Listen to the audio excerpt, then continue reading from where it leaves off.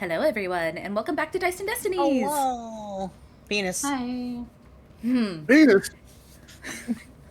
Yes, there's a lot of penises here. So, I believe I have alerts perfectly set up. We are I'm back. trying to get the stream pulled up. Why is it? We are back with Vampire the Masquerade, the New Orleans by Night session, hosted by Q Cosplay. Hello, everyone. I know it's been a hot minute. Thank you for being patient with us. Real life kind of got in the way. Minorly broke my ankle. It's fine. It's fine. Only a couple of hairline fractures that are uncomfortable, but you know what? It happens. Thank you guys for coming back, and we appreciate you guys being patient for us to come back. Yep. So Q here is going to be our game master. I am Mags. I normally play Brooke on the Whimsical Travelers of Fate on Sundays, but tonight I am playing Edmund Mortain, the Hakata Mortician, and then we have our wonderful Zelia. Everyone loves Zelia. Mm-hmm. Corgi? Oh, Corgi died. Accurate. Oh no. Corgi obviously died. So we have, I think Corgi might be taking the Corgis out. So we'll come back around to her. So then we have Tia. Hi. Yeah. Who are you, Tia? Who am I? I'm a Bruja. Yep. And then we have Otter over here. Otter? Hi. I'm Otter Space Studios. I play Lydia Fisher, the... Fuck, Toreador. My brain is not here. I am very tired. Brain is soup. Brain is soup. Body is soup.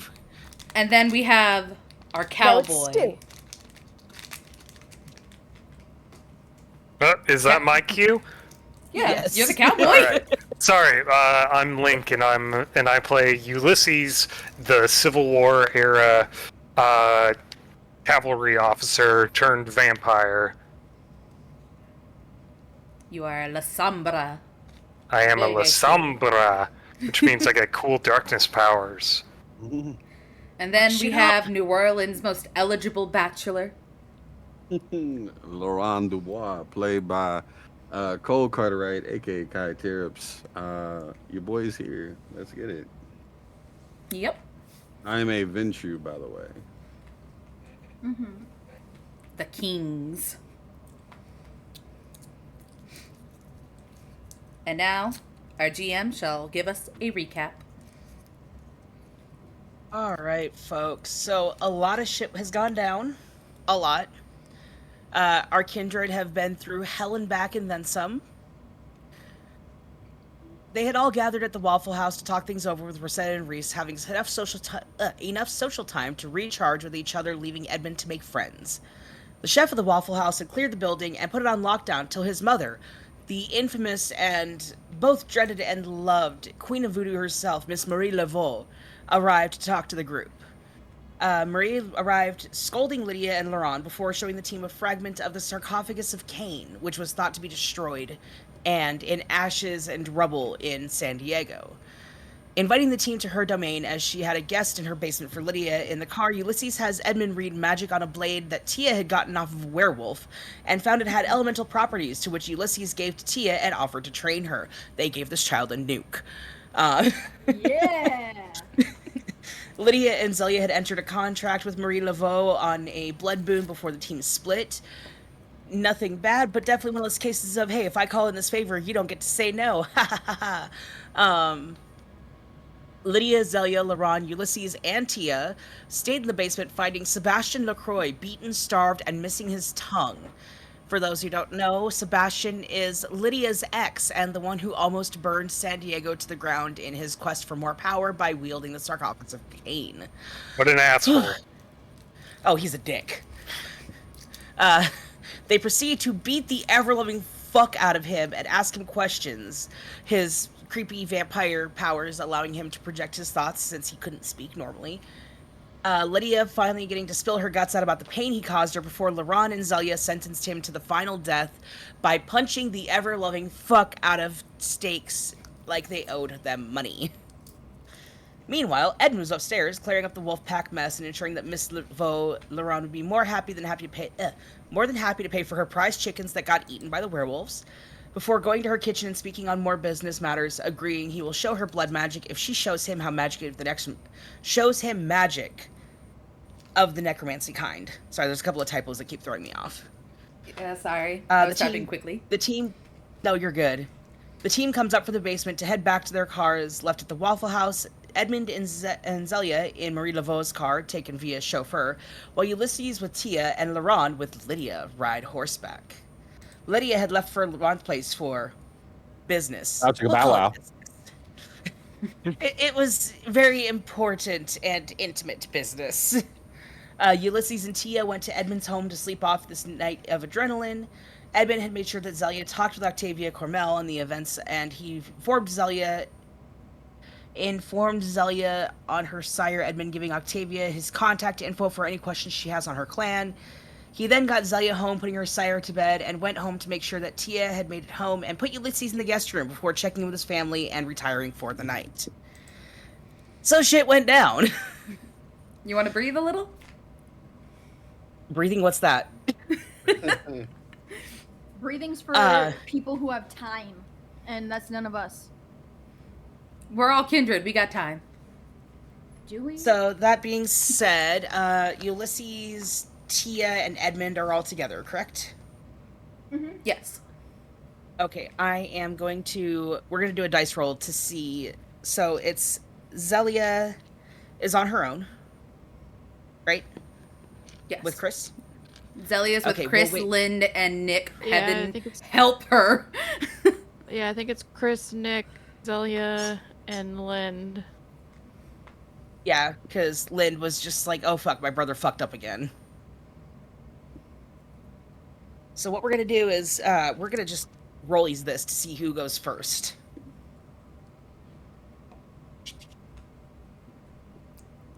Alright, we're going to start with Laurent and Lydia. So, you guys had your encounter. There was talking, there was partaking of the jazz cigarettes, the devil's lettuce, if you will. There were many, many intimate things that happened, and you guys slept through the day after. You were done doing whatever it was you were doing, discussing business. And the next night, you guys both awake, feeling more refreshed and almost a little more human than you used to. It's something that you haven't felt in a while. When you're a vampire, you become very sexy. Ooh, not survived that in quite some time. Not since death first took me. How you doing, my dear? I'm doing all right. How are you? Could not be better. Are you hungry, famished at all? Could get us something to eat. How's my hunger doing? Y'all are at, like, basically reset hunger. You guys have managed to take care of yourselves, sleep it off, take a snack here and there. You guys are good. Okay. I should be fine for now. Thank you, though. Of course, of course. I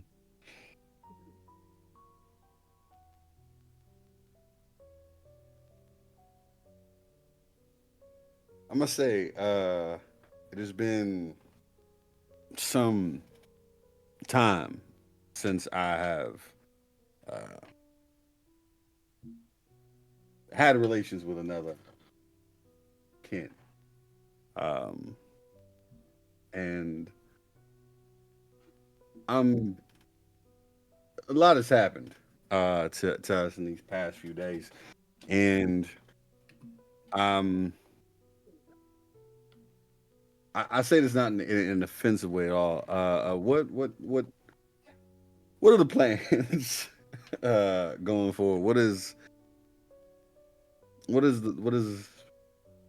this?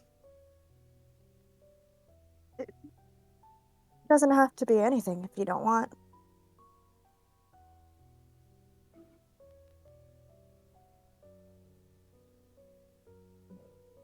Let us see where it goes. I think would be important.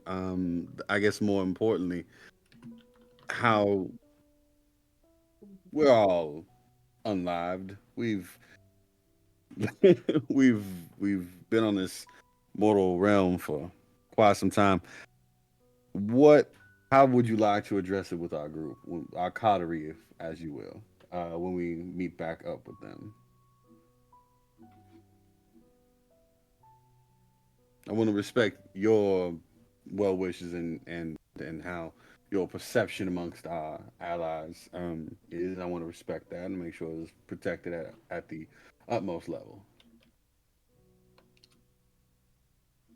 Well, we can see where it goes, but we can at least let them know that we've been exploring this. Okay, sounds like a good idea. Um,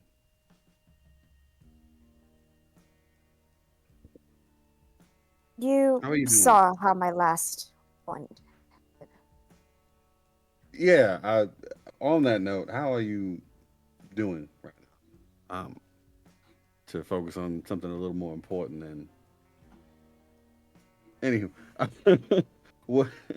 How are you doing today? It's been a little bit. I'm honestly feeling better than I have in a couple of decades now. Good. I I'm In less words, how I feel about it is he's better off meeting the final death. of course.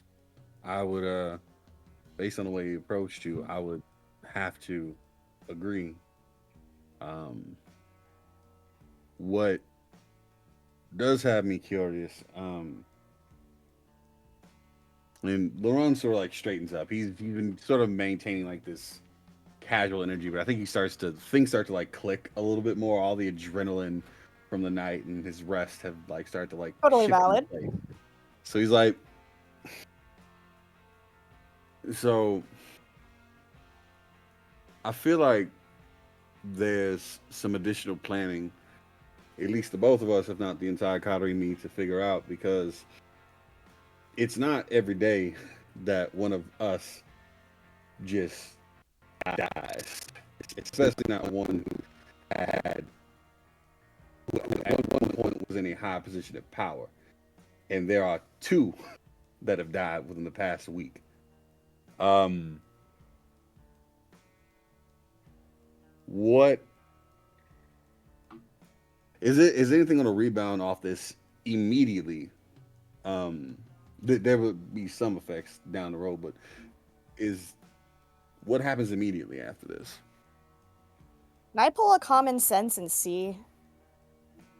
Yeah, let's let me just pull up the thing because I forgot to pull up my cheat sheet. I swear I'm professional hot mess. That's what I am. I believe it. Okay. Let's go ahead and Taking a make bite of my that food while you do that. because the DM is so smart about this. Why is there a Carl's Jr. coupon in my Vampire the Masquerade folder? I don't know where that came from. There was just a random Carl's Jr. Oh, you got a new subscriber there, Max. Let's do a just common sense and wisdom.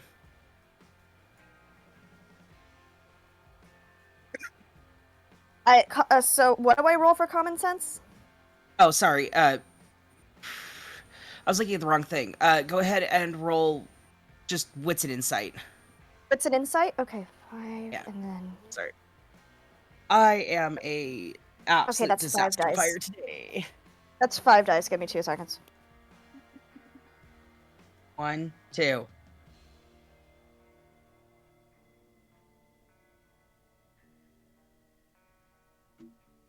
5 successes. Yeah, no, it's all 100% clear to you. Crystal clear. Sweet. And that would be...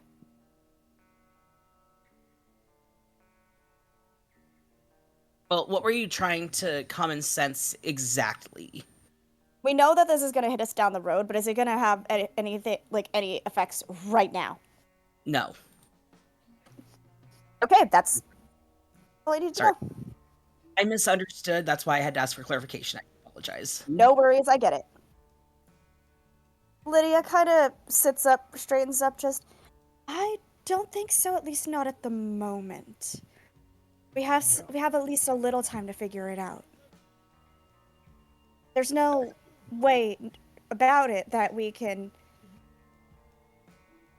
deny what happened. However, it's not an issue at this second.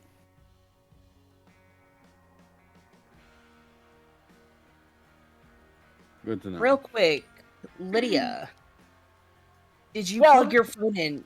Did you plug your phone in to charge? Yeah. I mean, I'm Did you sure have- he would have offered. No, I'm asking because did you have it on Do Not Disturb? No. You did? No, I keep it on in case, like, I always have the habit of keeping it on in case, like, Octavia needed me. Okay, fair enough. You do check your phone, and there's like 42 texts from Nick. Oh no! I'm gonna start at the top and go down. The gist of the first 15 are just, hope you're having fun, don't do anything stupid, don't do anything I wouldn't do, God, I wish I was you right now, blah, blah, blah. And then it devolves into, you left me alone with Lind, and this thing happened, and now he's talking to the shadows like they're puppies, and then the final text is, do we have to discuss why the dick is not that good like we did all those years ago? Was the dick that good is the question. For context, in our old story, Nick was trying to get hold of Lydia after an encounter in her office, and one of the texts was, bitch, the dick's not that good, because he could not get a hold of her. Mm-hmm. So now he That's holds it really over her fucking head. funny. Oh, for sure, for It's sure. been over 20 years. He still remembers. Oh, I know he does. Yeah, so basically the gist is, you left me with Lind, and now I am the responsible adult. How dare you do this to me? She's just gonna text back, having fun. Fuck you. And I'm just happy to there's know he's safe. a text comes through. It shows Lind sprawled out, like half on, half off the couch. One leg is over the back, one arm is somehow under the couch. And there's like 6 blood bags just laying on the floor there, next to a bottle of Jameson. That's No simply context. He just sends you that photo. Simply because this is so actually funny to me, but I'm not gonna say that it's funny out loud. Okay. I'm just gonna hand my phone to Laron so he can see that. Yeah, you Describe see the image photo. again. Lind, the Nosferatu, who's like missing parts of his cheek and everything, is sprawled out, starfished on the couch. One leg is over the back, one is under the couch. There's like 7 or 8 blood bags on the ground that are all drained next to a mostly empty bottle of Jameson that the wrapper on it shows that was a full bottle before it was partaken of. Ron like stares at it for a moment, passes it back to her, and goes, look, if you need a place to stay and get away, you can continue to accommodate this abode if you would like. I'll take you up on that offer as much as I can. Hmm. But I do need to get back eventually. Of course. Would you like me to drive I you need to go there? take care of her idiots. Would you like me to drive you there? That would be nice. Okay. You could stay for a while if you'd like. Let me think on that. I might need to meet back up with Ulysses and figure out some plans for the business, but Completely it's not understand. like our time is cut short. We have, but as long as our internal, as long as our undeath lasts, so shall our time.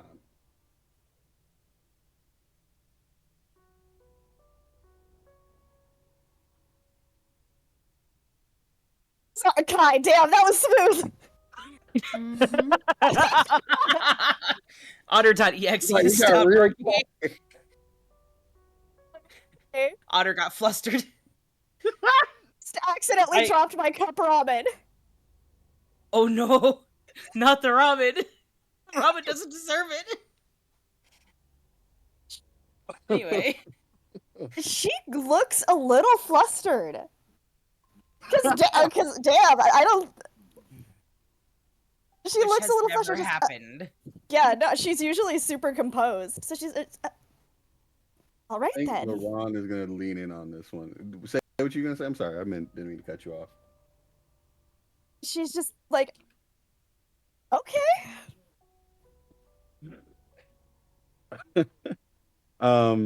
He's the whole time they've been like talking. He's been slowly like gathering her things to like hand to her politely, like folded it. And as he like sort of walks back over, I think LeBron's gonna try to like lay it on thick. So like looks over and sees like a hair that's just a little out of place, and he just like tucks it back over the ear. Don't want people to like too many questions, right? Sorry, what did you say? I assume you want to look as presentable as possible. Don't need too many questions being asked. She nods. Just, you're right. Let's get going. Hands her stuff. He's like in the bathroom are a bunch of like are. If you go into his bathroom, Laurent as the bachelor has done his due diligence because he never knows if it's going to be like a human or kindred or whomever who may be in it. So he's got a full set of like most basic female hygiene supplies and different things that people need, some light makeup things, makeup removers, all kinds of like general aftercare products. The gentleman he is. Good lord. What a Laurent. king. Aventru. I have a domain. This is my kingdom, and it shall be maintained a certain specific way. He goes downstairs, gets like the car up and running, and has like a chilled blood bag for her if she wants it when she gets to the car.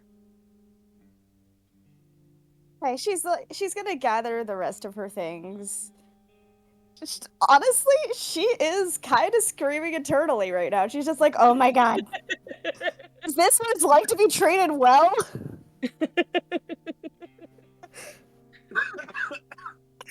Oh god, no, I can't die! Good job. Alright, guys, this is the session where Kai and Otter try to kill each other. This is great. This is great. Alright, so you guys are gonna head to the car to Yeah. Yeah. Okay. So while you guys do that, we'll go ahead and we're gonna roll these again to see who's next. Whether it's Edmund and his entourage, or if it's Zelia and Chris. Poor Zelia. Looks like it's gonna be Zelia and Chris. Good luck, Zelia. So Zelia, you have gotten your rest. This has been a very, very busy few days, especially for you and the wonderful madness that has made all the pieces connect, but also not, but they do, but they don't. And when you wake up, you see Chris counting out single rice grains at the kitchen table.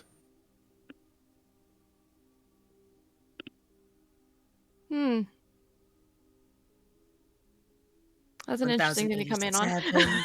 1,089, 1,090. That's not a rice grain, that's quinoa. 1,091. Zillia's gonna grab from the pile that he's already counted and move them over to the uncounted side. There is a moment of just, you know, that silence that falls when you say just the wrong thing in the wrong crowd? It's that wonderful tension. And he slowly turns his head. His torso doesn't move. He turns his head like an owl, so it's almost upside down as he looks at you just, what have you done? Whatever this is, this can wait. Let's go do things. Do things. And, like, he has a moment where you see the light bulb go on, but there's also a buffering sign over the light bulb kind of expression. And then he just stands up, brushes himself off, pulls a cape out of nowhere, like a long, flowy velvet cape that you would see in, like, a Shakespearean play, throws it on, stands there in his most regal pose, and goes, I'm ready. Okay, maybe on second thought, never mind. And she's gonna slide in one piece of rice over one, slide another one, two. He just gives you this big smile, just, no, the night is young, the company is wonderful, and I'm certain we can find some fun shenanigans to have this evening. Something I was supposed to do. What was I supposed to do? There was a thing, there was a person, there was another person. And he starts counting on his fingers as he starts walking for the door. He's a little more erratic than normal. Awesome. I love that for you, Boo Boo. You keep counting over there.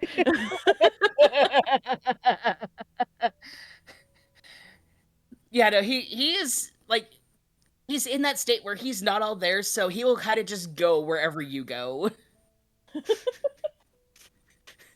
Still healing, understood. Yeah, no, he's still pretty injured, but he's not as bad. He's not on death's door, but he's not 100%. At one point, as you guys are walking, he's just like, "God damn it, Sesame Street got it wrong." I'm afraid to ask. What did they get wrong? Vampire. We don't turn purple. That's just completely wrong. Here I was thinking you were gonna start counting and be like, 1 piece of rice, wahaha. 2 piece of rice, wahaha. I did that But yes, once, the purple. and I did that once. Lind proceeded to discuss with me in a very physical manner why that was obnoxious, and apparently it's not polite to do in the middle of an opera. The show must go on, I guess. Speaking of Lind, where is that piece of shit? Lind, my brother. Oh yes, he's with the gay boy. The new baby. And where are they?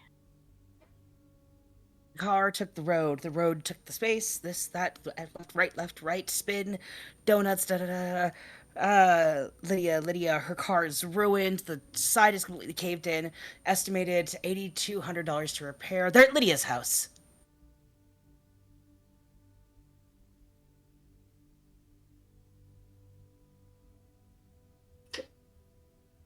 Oh, okay. And where do you think we are? Where are we?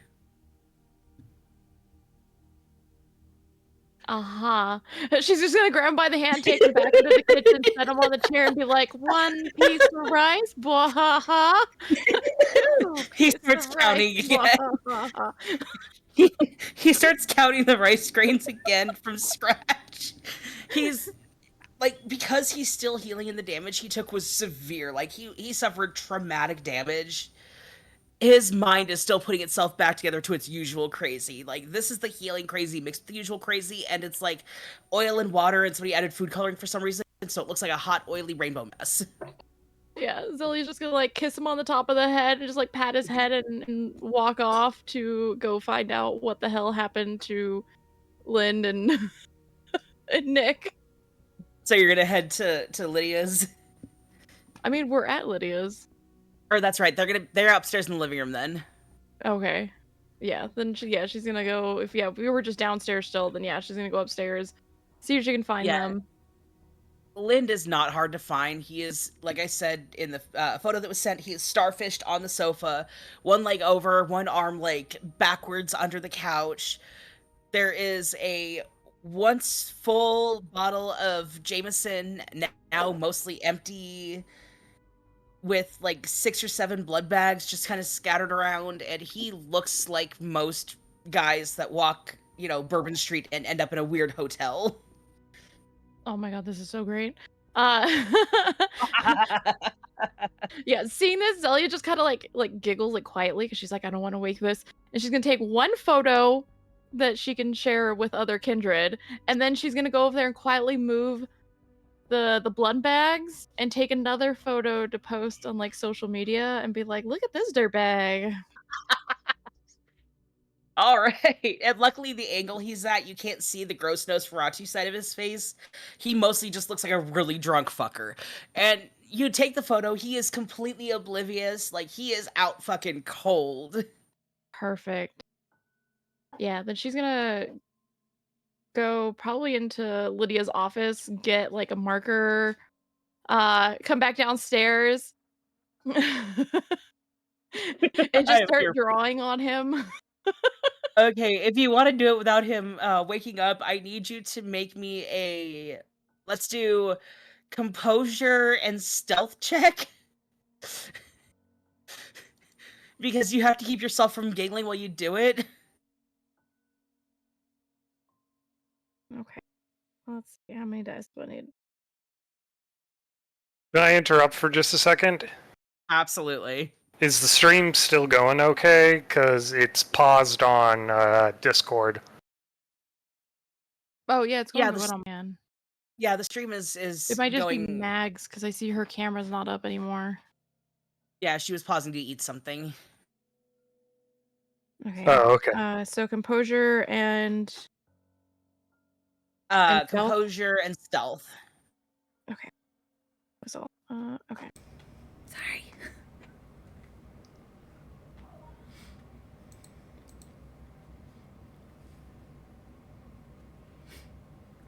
I got 5 successes. Oh yeah, no, he does not budge. He doesn't move. It's almost like he's waiting for you to draw on him at this point. Oh, perfect. Okay. Then Zelly's gonna run up and go find like colored markers too, because now this has to be colored in. Yeah, no, you find in one of the many stashes of things that you and Chris have hidden around this house, you find a box of both paint markers and neon the 80s style neon Sharpies. Perfect. I mean, he's got the typical like penis on the cheek, like going towards the mouth, but then he's also got like a mustache going on. He's got loser across the forehead. On his arms, anything that's exposed, he's just got random doodlings of random things that pop into her head. Yeah, no, like the way he's laying, his shirt is like halfway up, his pants, like the legs are kind of half-ass rolled up to the knee, like it's like he is begging you to torture him without realizing it. Yeah, no, there's gonna be all kinds of things. Lots of penises everywhere. I mean, he is a dick. Yeah. Okay, so yeah, that is no problem. Are you just gonna doodle on him until the others get here? Oh, you also find glitter. Sorry, I just rolled for that. You find glitter. Cool. We're gonna pour glitter into his hair, onto his hands.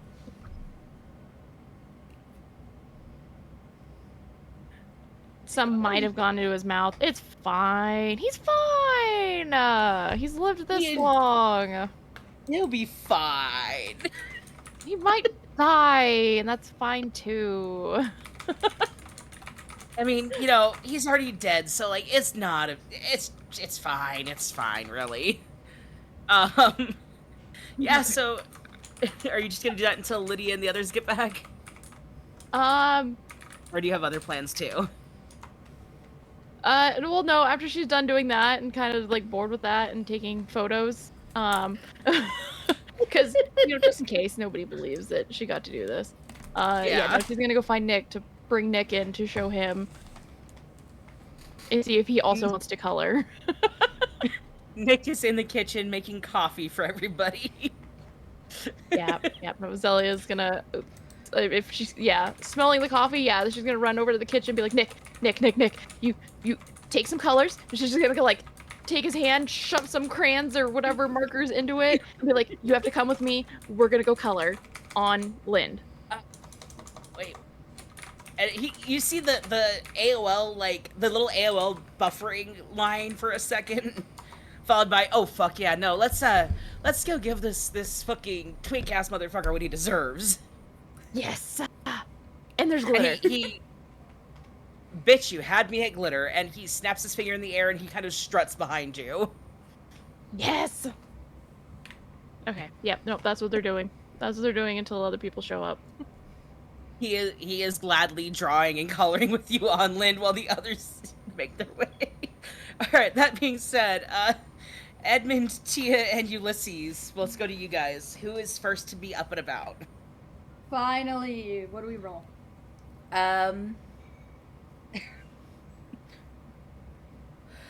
Well, Nose goes.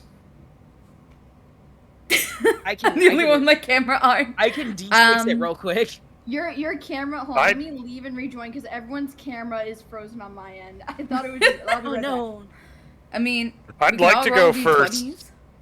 I'd like to go first because from the sound of it, that Ulysses has a surprise waiting for him. Yeah, Ulysses True. first. Let's do Ulysses first.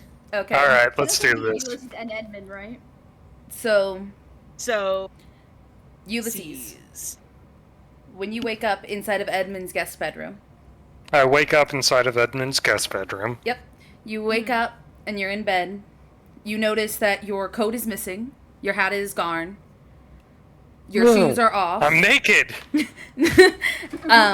Your scarf's gone, but you seem to look over and you see on a small table there is 2 baskets. One has your coat and such. Everything is pressed and cleaned and put to the side, and then on the other side is a pair of new pants and a nice shirt to put on afterwards. Essentially, it's a very I cleaned up your stuff because, werewolf blood, dirt, grime, and all that. When you sit up, the room is very, very neat. And you hear a knock on the door. Come in. Opening the door, you see Edmund. His hair is in a ponytail. He's not in his lab coat. He's in very casual wear. Simple pants, white t-shirt, and he looks over and he says, good morning. I'm glad that you are finally awake. What time is it? It's like 8:30. It's about 8:30 at the moment. Oh, jeez. Well, is Tia already up? See, apparently they did, they would do sunrise walks with their mother and such, so I would assume they are already awake. Mm-hmm. Well, then, I think it's time for her first lesson. And I go and reach for my saber. Before you, All right. Before you go and do your lesson with Tia, I have a proposition for you. What's that?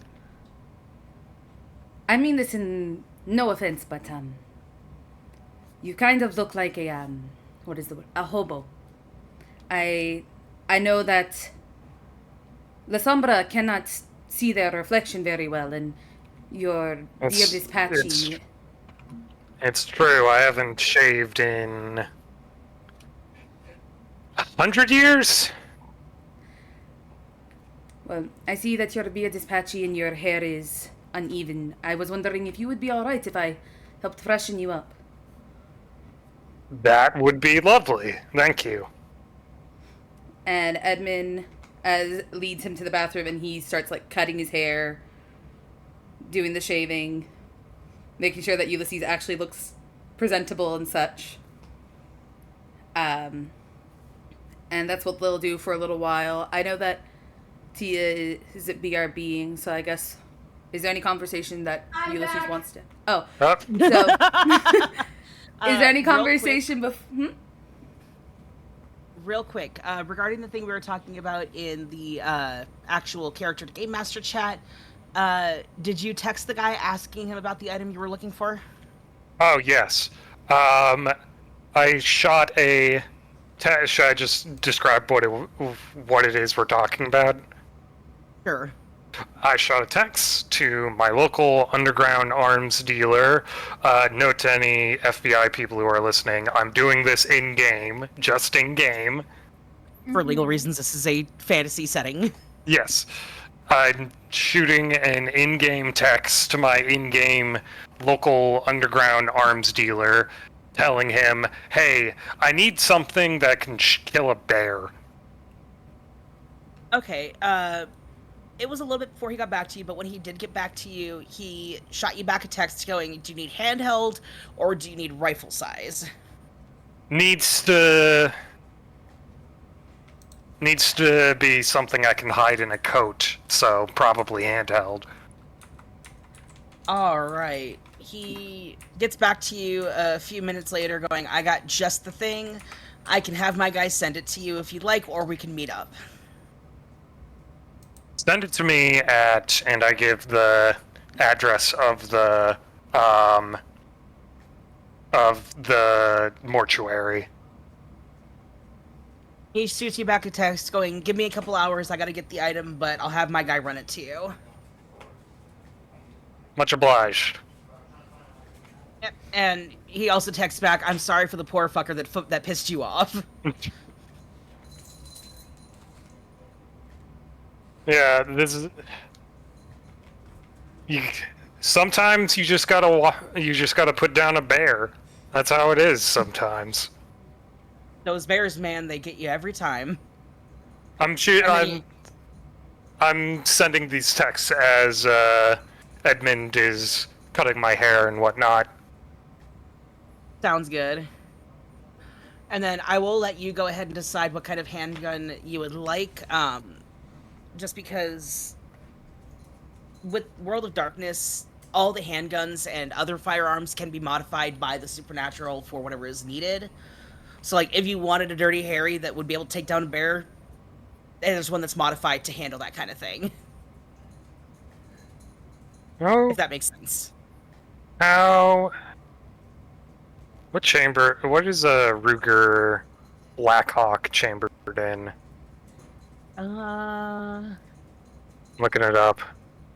I am as well, because I'm curious now. 357 Magnum. That's not powerful enough. Mm-mm. I'll figure something out, but I'll have something by the time the guy gets here. Sounds good.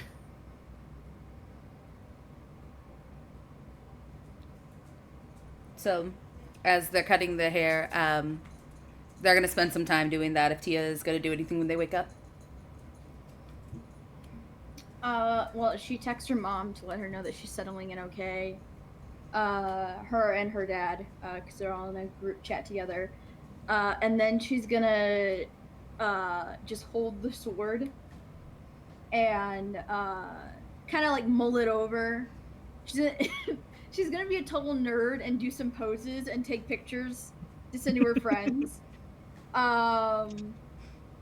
Everything from like the intimidating like Sephiroth pose in the distance to just a gay bitch with a sword.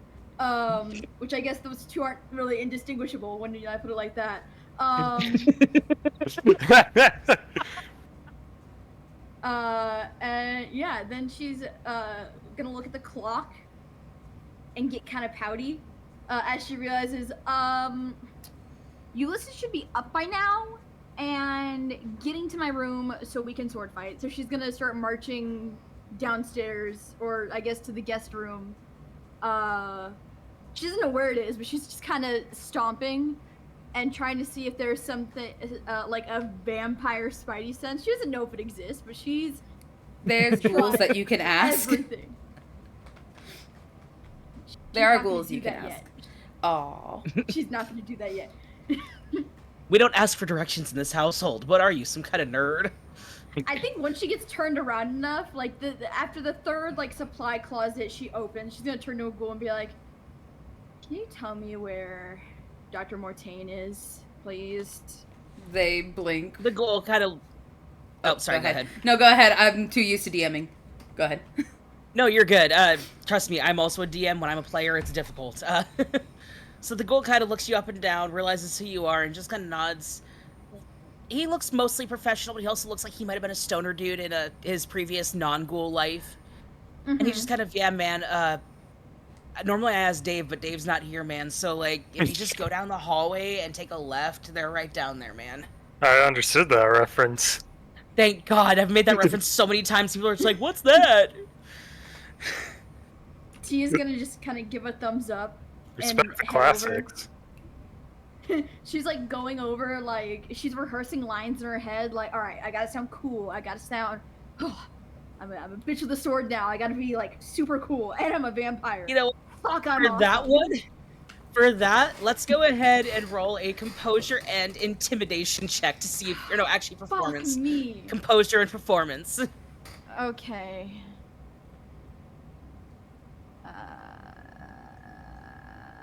Composure. Where's performance? Oh, there it is. All right, so that's 3 plus 4, 7. Right? Oh yeah, you're able to do it. Oh no, I haven't rolled yet. I was just counting how many Oh. dice I had. All right. Sorry, my mistake. 4 successes. You come up with some really cool ideas. They're not super clean, but you're thinking on the fly, and you come up with something that you think will definitely work. Hell yeah. She's gonna knock on the door, and then kind of take a step back, and go. I'm gonna say that the shave and a haircut has just finished up, and Ulysses is the one who opens the door, Edmund's and cleaning up the supplies. Ulysses looks substantially less like a homeless person all of a sudden.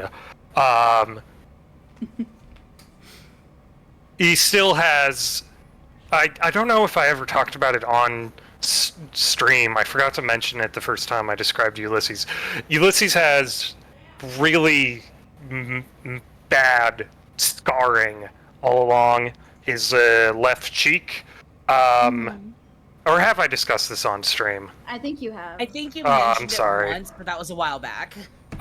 He has basically during the war, back when he was a human, musket ball hit the rock he was hiding behind, which is good. Ouchie.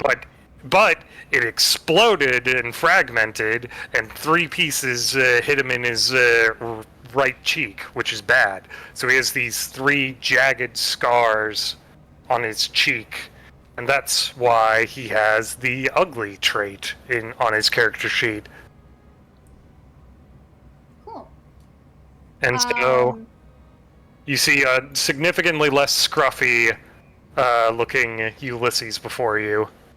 He's no longer a hobo. Hell yeah. Tia's gonna look up and kind of blink, and she's like, "You kind of look like my cousin's ex-husband." That I assume that's a bad thing. No, not really. He was all right. Died in a boat accident. Yeah. How? Yeah. Something about cocaine and racing. I don't know. I didn't really pay attention. I wasn't that close. I've never been a fan of boats. They're cool. Anyway, you promised me a sword fight, and I'm ready to kick some old man ass. So... You know, I want to complain, but I am. Elderly? Ulysses Ancient? counts on it. Ulysses counts on his fingers for a second. 185. So, let's do this. She's gonna look past him at Edward. She's like, "Hey, or Edmund, Edmund." And she's like, "Hey, you're rich and fancy, right? You have you have like a fencing area. I think that's what all rich people have in their houses." Edmund kind of blinks for a second as you see him like finishing up cleaning up, and he walks over. Thinks for a moment. You finally get to see, now that he's not wearing the turtleneck, you can see a laurel wreath tattoo around his neck that goes from the back around to the collarbone as he looks to you and thinks for a moment and goes, Reason and Rosetta often liked messing around on obstacle courses, so in the backyard there is a few things that are there. Third sauce. Heck yeah. All right, let's go. What are like the rules? Are there rules to like fencing. There are rules to fencing. Are there What rules about- to vampire fencing? Is that like is it like different rules? Kind of like when you play chess, there's like, We'll what's the name? establish some rules of engagement, but Cool. I do want to say to you, we're not fencing. Fencing is a sport. Uh-huh. And what we're doing is teaching you how to fight. I know how to fight. Do you know how many crackheads behind 7-Eleven I've battled for a good slushie? How many? 1.5. Hold on. 1.5? Yeah, 1.5. Well, you're not going to be fighting crackheads over a slushie. I mean, you might be, but that's not what we're specifically preparing you for. Edmund's gonna No. clap his hands a bit and go, all right, well, while you two do that, if you need anything, please speak to one of my ghouls. They will get you anything you might need. I am going to go to my greenhouse. You two have fun. And he starts heading off. Bye. All right, so we go to Yeah. our little sparring area, and Ulysses is like, all right, first lesson, look over there. And he points behind you. She doesn't move. She's still looking him square in the eyes. Good. Lesson 1 is never take your eyes off your opponent. Yeah, I know that. All right. And not from fighting crackheads. I Lesson know that from watching Steven Universe. Lesson 2 is how to properly hold a sword. Now, draw your weapon. She's gonna, because the sheath is on her side, so she's gonna take it out, firmly grasp it, and then do the whole like 1 foot in front, 1 foot kind of back, and like bending her knees a little bit, so like this. Ulysses is gonna try to smack the sword out of her hand with his sword. What do I roll for that? That is going to be... since Tia is not very skilled, it's not going to be that hard to do. Let's go with a strength... Well, actually, no. Let's do dexterity and...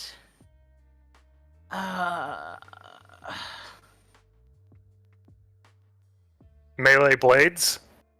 Yeah, let's do that. So that's 7 dice.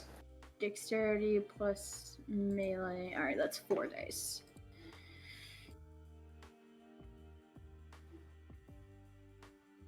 Three out of 4 successes. 7 successes. Fuck. Sorry, Tia. 2 of them being the ones with the little stars. What do you watch so those in the are background, crits. Cam? It's the stream. All right. Oh. So I'm gonna. Can I? Since those are crits, can I do a little something fancy here? Absolutely. Make it I as fancy as you want. knock the sword into the air and catch it in my other hand. So that's not Nice. how to hold a sword. And then I hand it back to her, obviously. Evidently. Alright. She's gonna kind of take it. So how do I hold it then, huh? Do I wrap Alright. my hands around both hands around the handle? Is it like a kind of like when you hold a broom? How do I do it? Show me, oh wise master. Sorry, I like to show off a little bit. You want to hold it gently with your resting on the inside of your forefingers, with your thumb going up the hilt just underneath the guard. Oh, like holding a knife, like a cooking knife. Exactly. You're just Ah, using why a did I sound? you're using a very large cooking knife, and the thing you're chopping is people. Well, vampires. Maybe people. Yeah, maybe. All right. Now you want 1 foot ahead of you, 1 foot behind, turn to the side, and you want to bend your knees a little bit, but you want to be light on your feet. You want to be, and most importantly, you want to be comfortable. You don't want to fight in a position that you can't maintain. Got it. And she's gonna do what he says and kind of get in a comfortable, but easy to move in position. Good. Now let's practice a few routines. First, let me see you block. Block. You don't have a sword. But yeah, I do, and he has his saber out already. Oh, why didn't you whip it out sooner? All right, sweet. I'm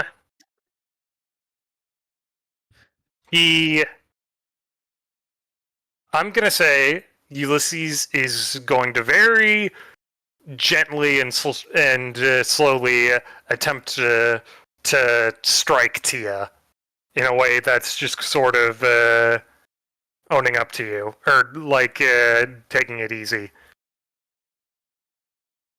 Tia's not gonna take it easy. She's gonna try to block and then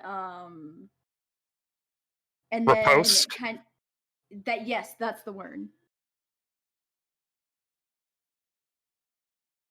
Okay, roll to see if you hit. Yay. Same kind of roll, Q. Yes, it's the exact same roll. Sorry, I was talking to my roommate. All right. Sweet.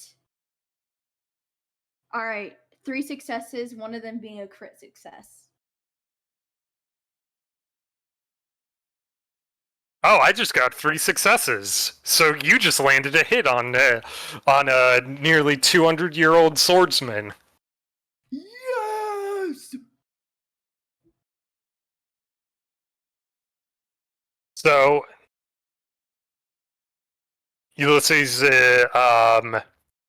you talk me through what happens. It's your success. Great go ahead. question. Yeah, Tia's gonna No, you're good. Tia's gonna block. Just a very standard. Her sword's kind of at an angle. To catch his sword, and then she's gonna kind of push through and up to catch him a little off balance, and then I don't know how else to describe. But the thing, like when you parry, where you like twist your wrist and like the sword's kind of like twists a little bit, and she's gonna like poke him in the chest gently. It's a little tick. It is. Ulysses is surprised, but also kind of pleased, and he's like, "All right, if you want to turn things up a notch, and from there, let's see. Can you block 4 successes, one of them being a critical success? Ooh, that's a good question. Roll no, for it. I got 4 regular successes, so 4 out of 4 regular successes. So Ulysses bats aside your sword and touches you on the shoulder. Accurate. So we're using our very real sabers here, but I think the two of us can agree that we don't want to actually like hit each other.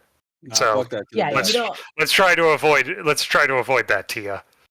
I mean, but like we don't have blood flowing through us. Yeah, flowing through us. So hypothetically, like, could you like ram your sword into my guts and like have them spill out, and I'm still good? Is that something that can happen? You wouldn't like it. Well, obviously, That would but I'm that would asking if take a it's good possible. like 6 days to recover from too. But you could do it. If you cut off my arm, Could I'm and pretty sure should I are don't two get it different back. things. I'm sure I can like sew it back, or I can call Dr. Mortain and be like, hey, there was a little accident. A little Oh, it's still too hot. accident. My arm's But yeah. off. I'm smart. But yeah, you know what? That's fine. No fatal injuries.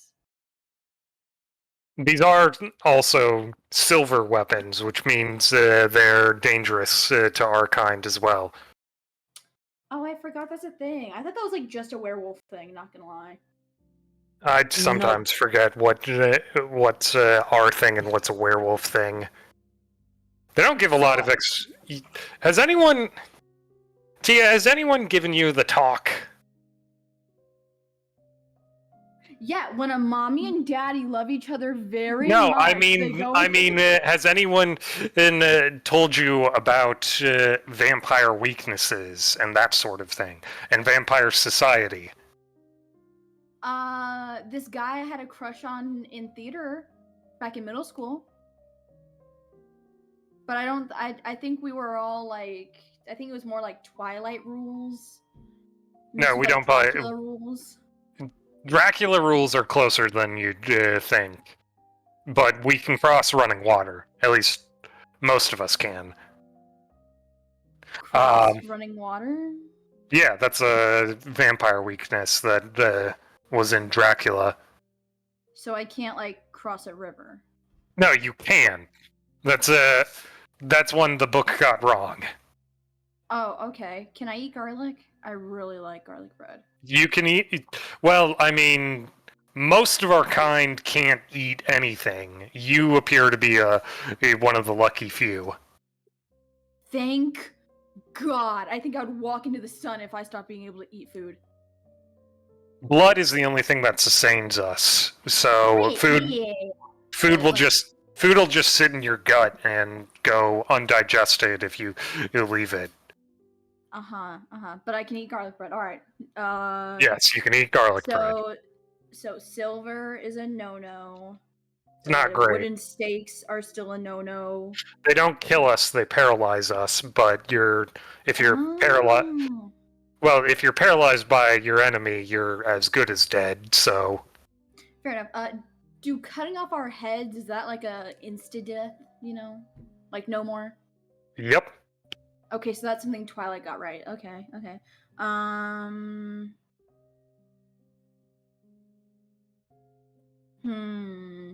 What other rules should I know? If I may, real quick.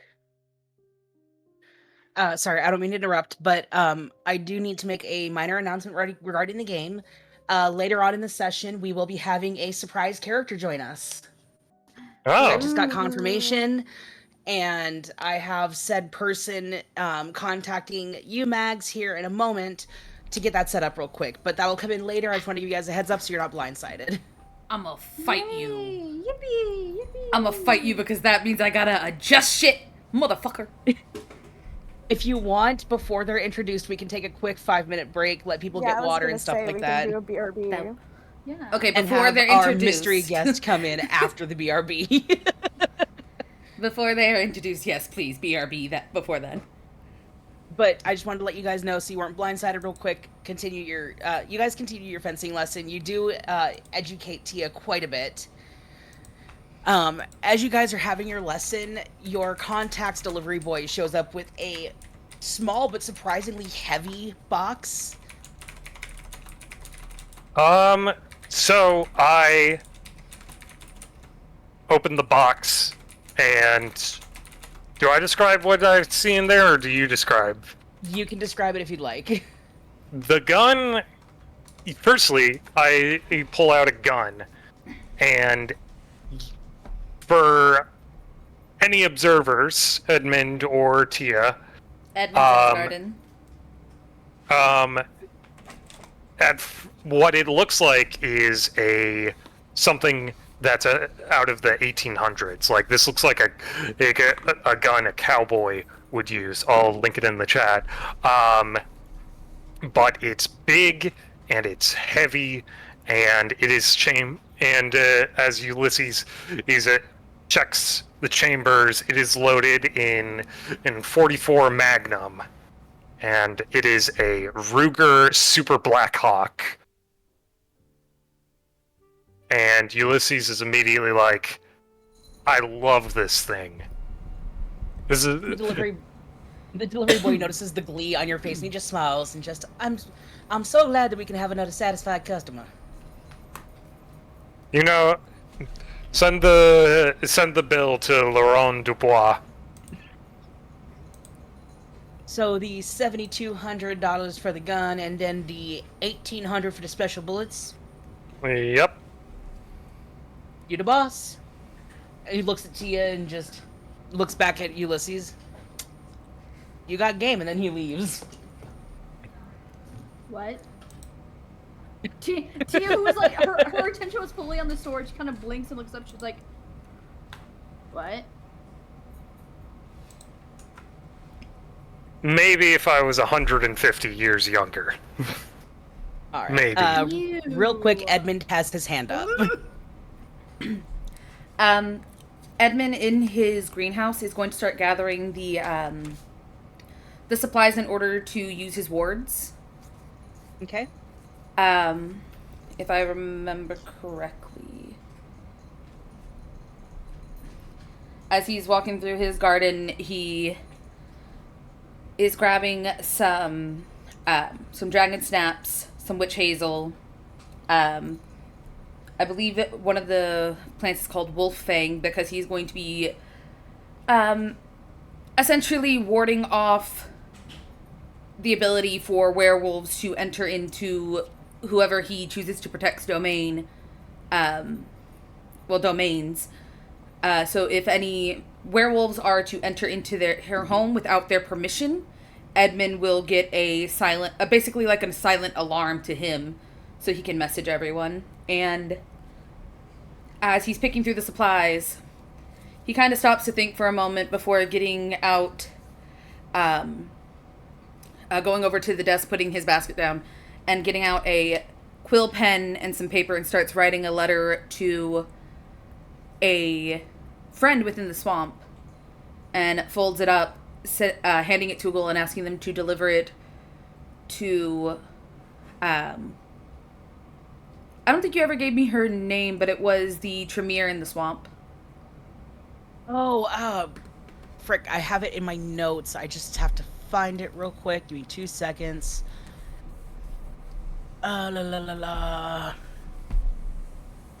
Basically, our campaign's Mama Odie. That's the pet Malkavian. That's the watchdog.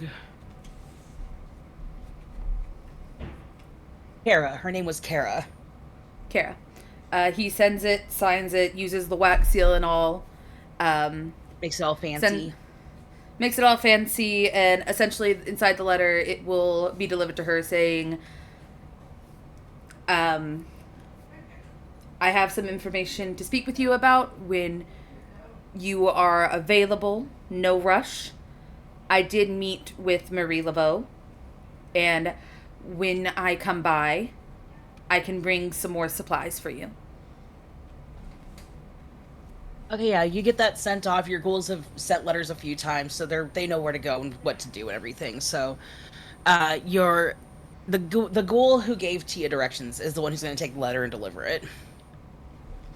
Whatever Oddly you want to name him. enough, his very, we're gonna name him John for Nevi's fallen NPC rogue friends. Respect to you, Nevi, if you're out there. Our Tuesday DM literally killed 3 of her ghouls, so her buddies.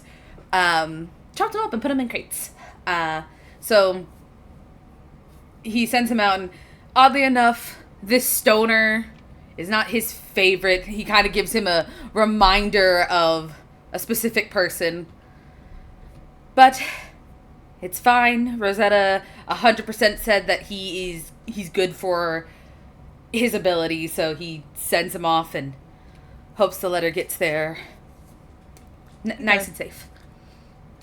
So yeah, Before heading out to go meet up with Ulysses and Tia. Yeah, so I will say that after your guys' training session, just because I want to make sure that we get everybody their screen time and everything, Tia picks it up pretty quick after a couple of fumbles here and there. She starts finally picking it up. She's not a professional by any means, but she can defend herself now. She's also frustrated and competitive, so at some point she just starts slashing angrily. Yeah, because the Bruja inside you is like, fuck, it's not going the way I want. Fuck everything. I want death. Yeah. So, after that, you have the option of just vibing with Edmund, and you guys hang out here, or you guys can head to Lydia's estate to meet up with everybody else. Edmund's actually going to go over to Ulysses and ask, you stay with Mr. Dubois, do you not? I'd stay around. I've got an apartment in the city, but I go where I'm needed. I would like to ask permission for both of you, and I guess I will ask Mr. Dubois when I see him. If it would be alright if, I warded your family home, he, says to Tia, and your apartment. This ward will notify me if our, canine compatriots happen to enter in without permission. You certainly have my permission. Although, I'll talk to the boss about it.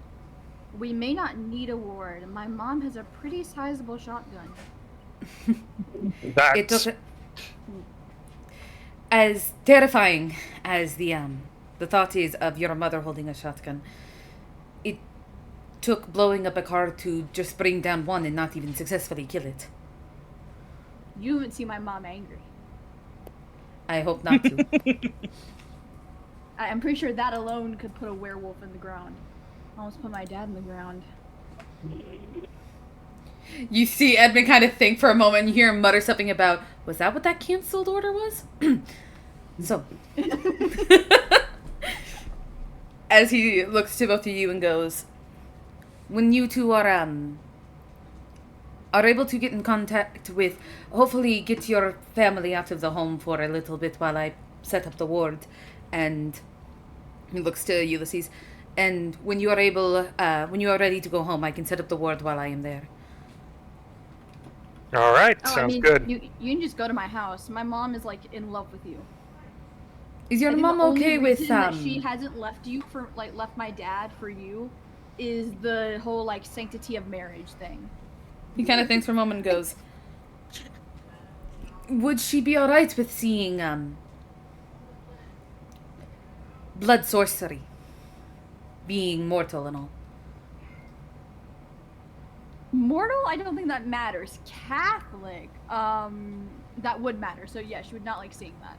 But I also don't know what blood sorcery looks like, so... Edmund thinks for a moment before reaching into his pocket and pulling out a small vial of blood and opening it up. And he moves his hand around it, and the blood starts forming up, almost like blood bending. As he starts forming it into his hands in different shapes and sizes, he goes, well, this is one. And then I have the ability to grow plants around. And I have other abilities that, and he kind of looks towards both of you and goes, we will hope that I will never have to use on anyone here. Indeed. Tia's gonna look at this and kind of blink, and she's like, okay, Amon, I see you, alright. You've seen Legend of Korra, right? You guys have a TV and everything, right? Slow blink. I'm introducing you to the entire Avatar: The Last Airbender series. We will binge, except for is it a the book? movie. We do not speak of the movie. No, what movie? It doesn't exist. I mean, there are comics, but it was a book TV first. show. Was it a book first? It was. Yeah. It was a ooh. comic. Avatar? Oh, I didn't know that. What? It originally was supposed the writers actually said it was supposed to be like a short little comic thing, and then they were like, let's make this a cartoon. Oh. But she's he's like, fun fact of the day. I think it was a comic book, but I'm more the show. There's this thing called like blood bending. It's what water benders do. So water bending is like you can control water. It's a whole thing. We're gonna discuss it later. Anyway, I still gotta get him on the ground, and she's gonna point her sword at Ulysses like, I will get you to kneel. I will have my House of Dragons moment. As you're talking, you see the blood, as he's thinking, you see the blood start taking in images of what he's thinking. You just see a literal, like, hourglass turning and little sand going through as he's, like, trying to process what's going on. Like, and he closes his hand and the blood goes back into the vial. He puts it away and he goes, well, when you two are ready, I will be in my, I will be downstairs with the bodies. Oh yeah, I forget you're like an actual mortician and it's not like a cover for something. No, that is how I get food. I don't prefer biting those and drinking of, fresh blood. I prefer the dead blood. Oh, you like chunky blood. My sister prefers hearts and kidneys. Wait, we can eat organs? That's a thing? Some of us can. Is she looking at Ulysses? She's like, is this like the food thing? No, it varies depending on clan of vampires. It's preference. That and preference. Okay. Fair enough. Aye, Captain. Dr. Captain. Dr. Mortain will be fine. By the way, when do you want me to start on that TikTok account? He looks to her. He looks to the sky a bit, looking at the moon. I do not know where you both want to go after this. If Ulysses would like me to take him home, or you would like to go anywhere else, but let me know when you two are ready. And he starts walking, like, and he's like thinking, TikTok account. Is it an app to keep your time? What is this new shit? As he's walking to his work.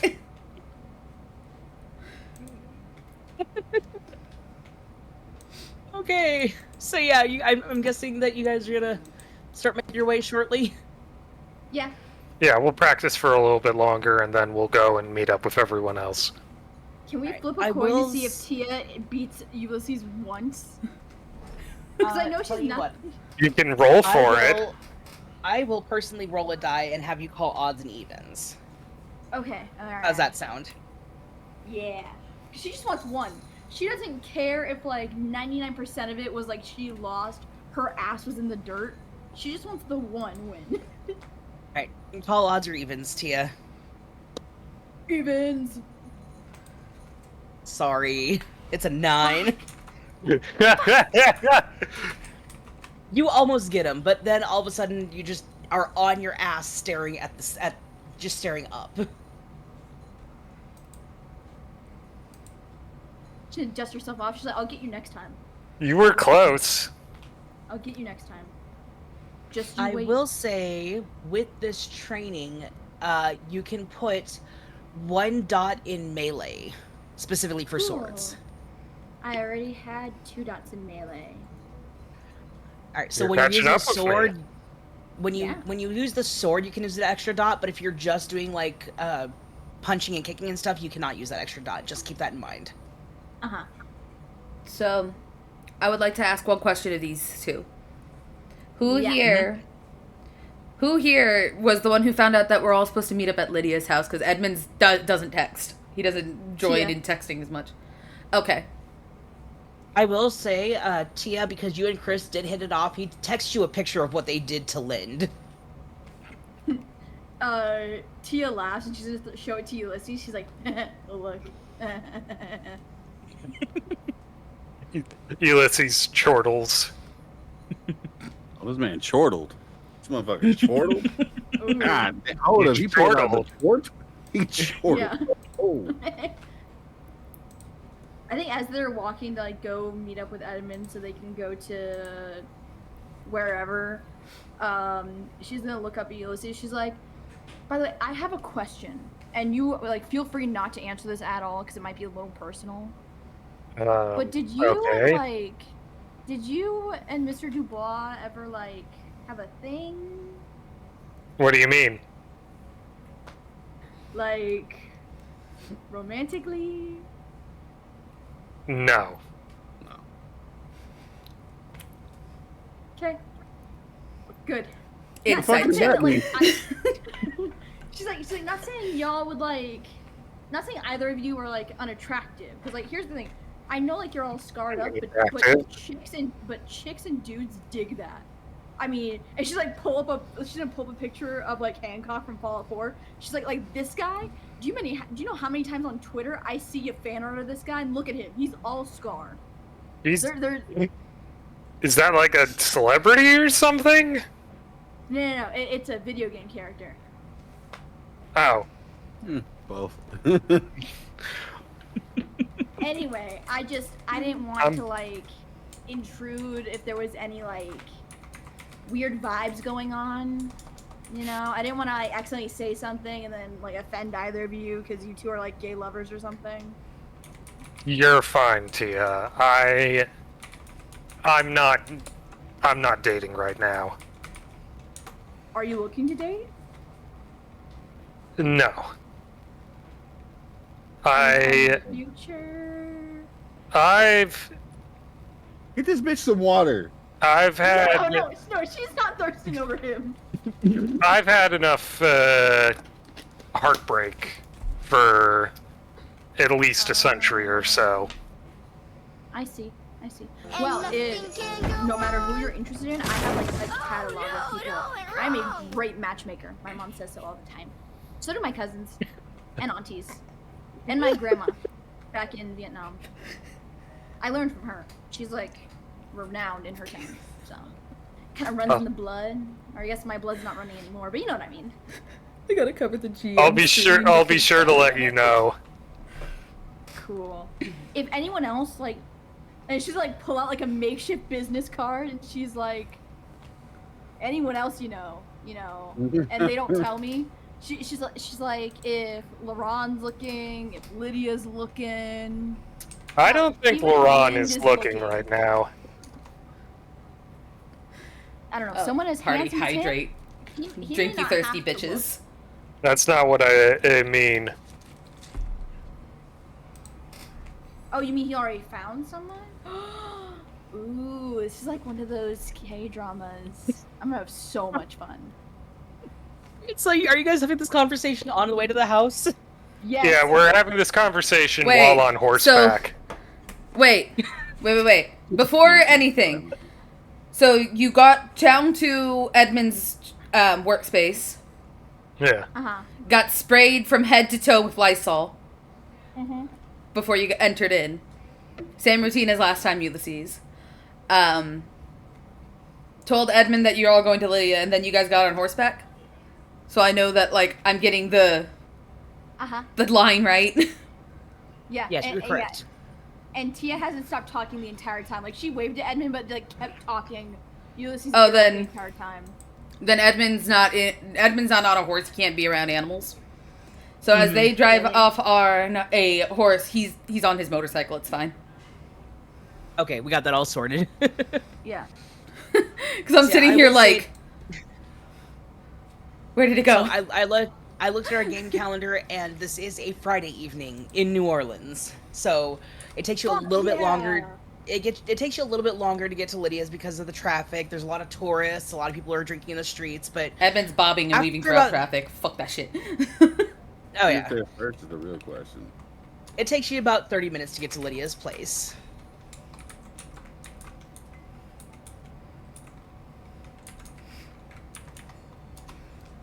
With that being said, as you guys are on your way, we'll go back to Lydia and Laron. You guys have officially gotten to Lydia's place. And you got a text with the photo of what happened to Lind. There is glitter and dicks everywhere.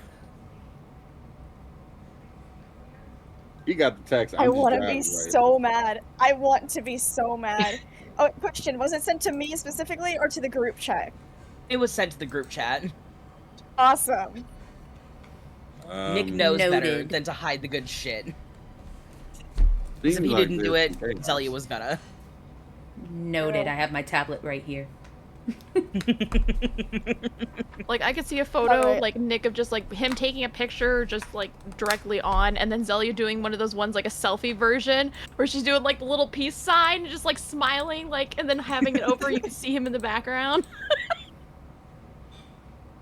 I love these two Oh, yeah. so much. It's the fucking meme of Zelia taking a picture and someone going, Lynn's drowning. This isn't about him. Okay. So it seems that there's some. I don't know if we've arrived on time or something else, but it seems like things are getting a little bit wild over there, or were wild. It seems that way. Of course. You said we just arrived at the house, or are we still driving there? You just arrived, unless we're something you want to talk about on the way there. No. I think the whole time he was just blasting music that like has this kind of vibe to it. Valid. But either way, So, I will say, when you pull up, Lydia, you notice that your beautiful, beautiful car is missing the entire front bumper. There's a huge gouge running down the entire passenger side. And suddenly it's a convertible. Why? It is now a convertible when it wasn't before. I could probably get that buffed out. I got some Don't worry, Mondo in the back. Captain. We'll buff out those scratches. LeRon's I feel looking like at she it going wants to like, be so mad. I take that. I feel like she wants to be so mad, but at that comment, she just can't.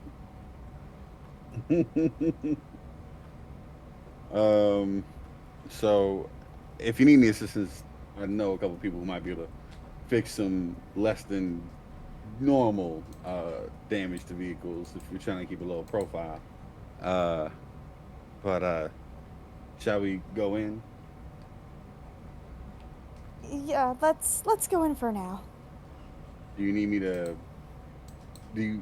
Would you like my assistance with anything, or? No? Okay. I trust that From whatever's behind that inside. door is going to be safe.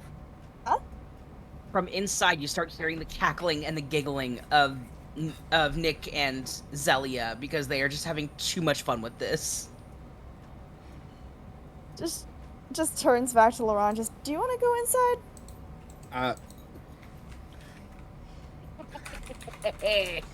I'll of course. Let me want me to Sorry, lead, shall I Luna lead the is way? losing it. All right, you know what? Hold on. Laurent like goes up to the door, and for some reason, the only thing he can think to do properly, even though the house owner is right next to him, is to knock on the door.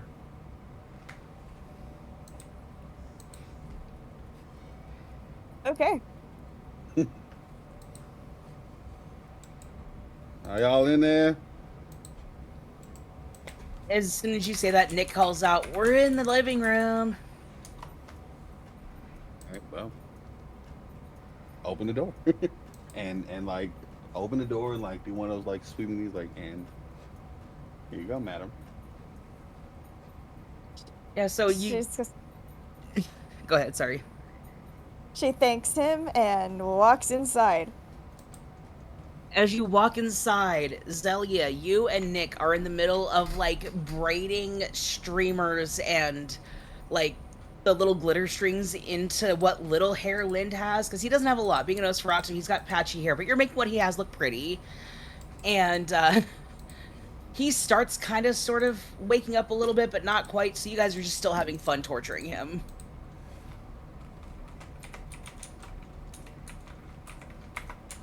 He's gonna be the prettiest princess in the party. Fuck. Oh my god. Um, why are you braiding that Nosferatu's hair? better question is, why aren't you over here helping us braid this Nosferatu's hair? Well, I have no intention of doing that, my dear. Oh, come on now. You'll have so much fun with it. Loosen up. There's not much there for me to particularly braid. I'm not great with hair. That's the best part. If you accidentally pull any out, it doesn't matter. We could just staple it back on. No, we must treat them with respect. Like this, unless, do you want your hair braided? After a minute, Lynn starts actually waking up.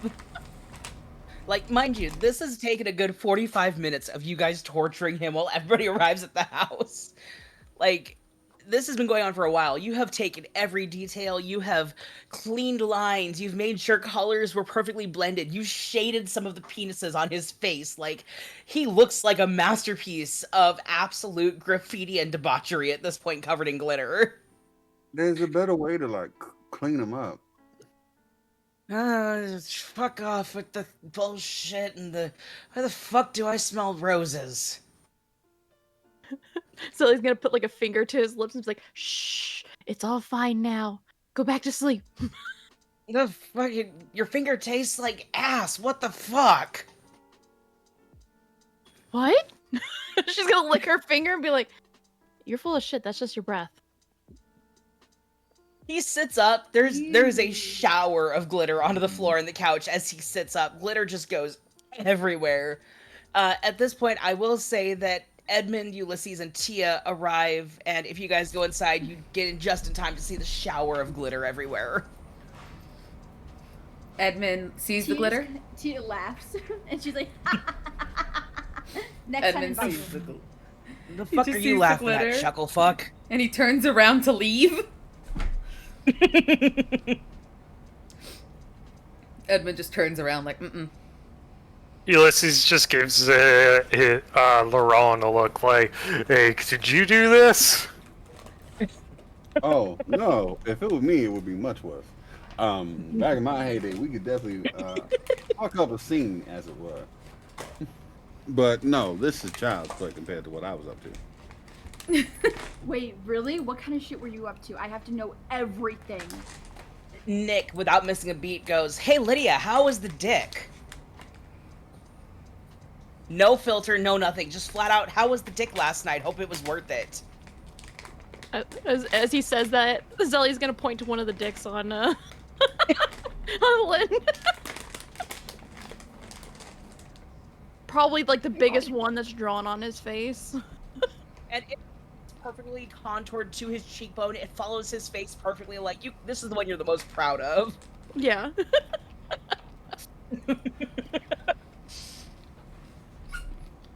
Edmund's walking down so the Nick stairs just flat out, of the porch. Hope it was worth it. So how was it hooking up Y'all are with fucking New Orleans killing me. Well, how was it to hook up with New Orleans' most eligible bachelor, huh? Miss, I ain't Well, I got believe laid that in San eligible Diego. bachelor.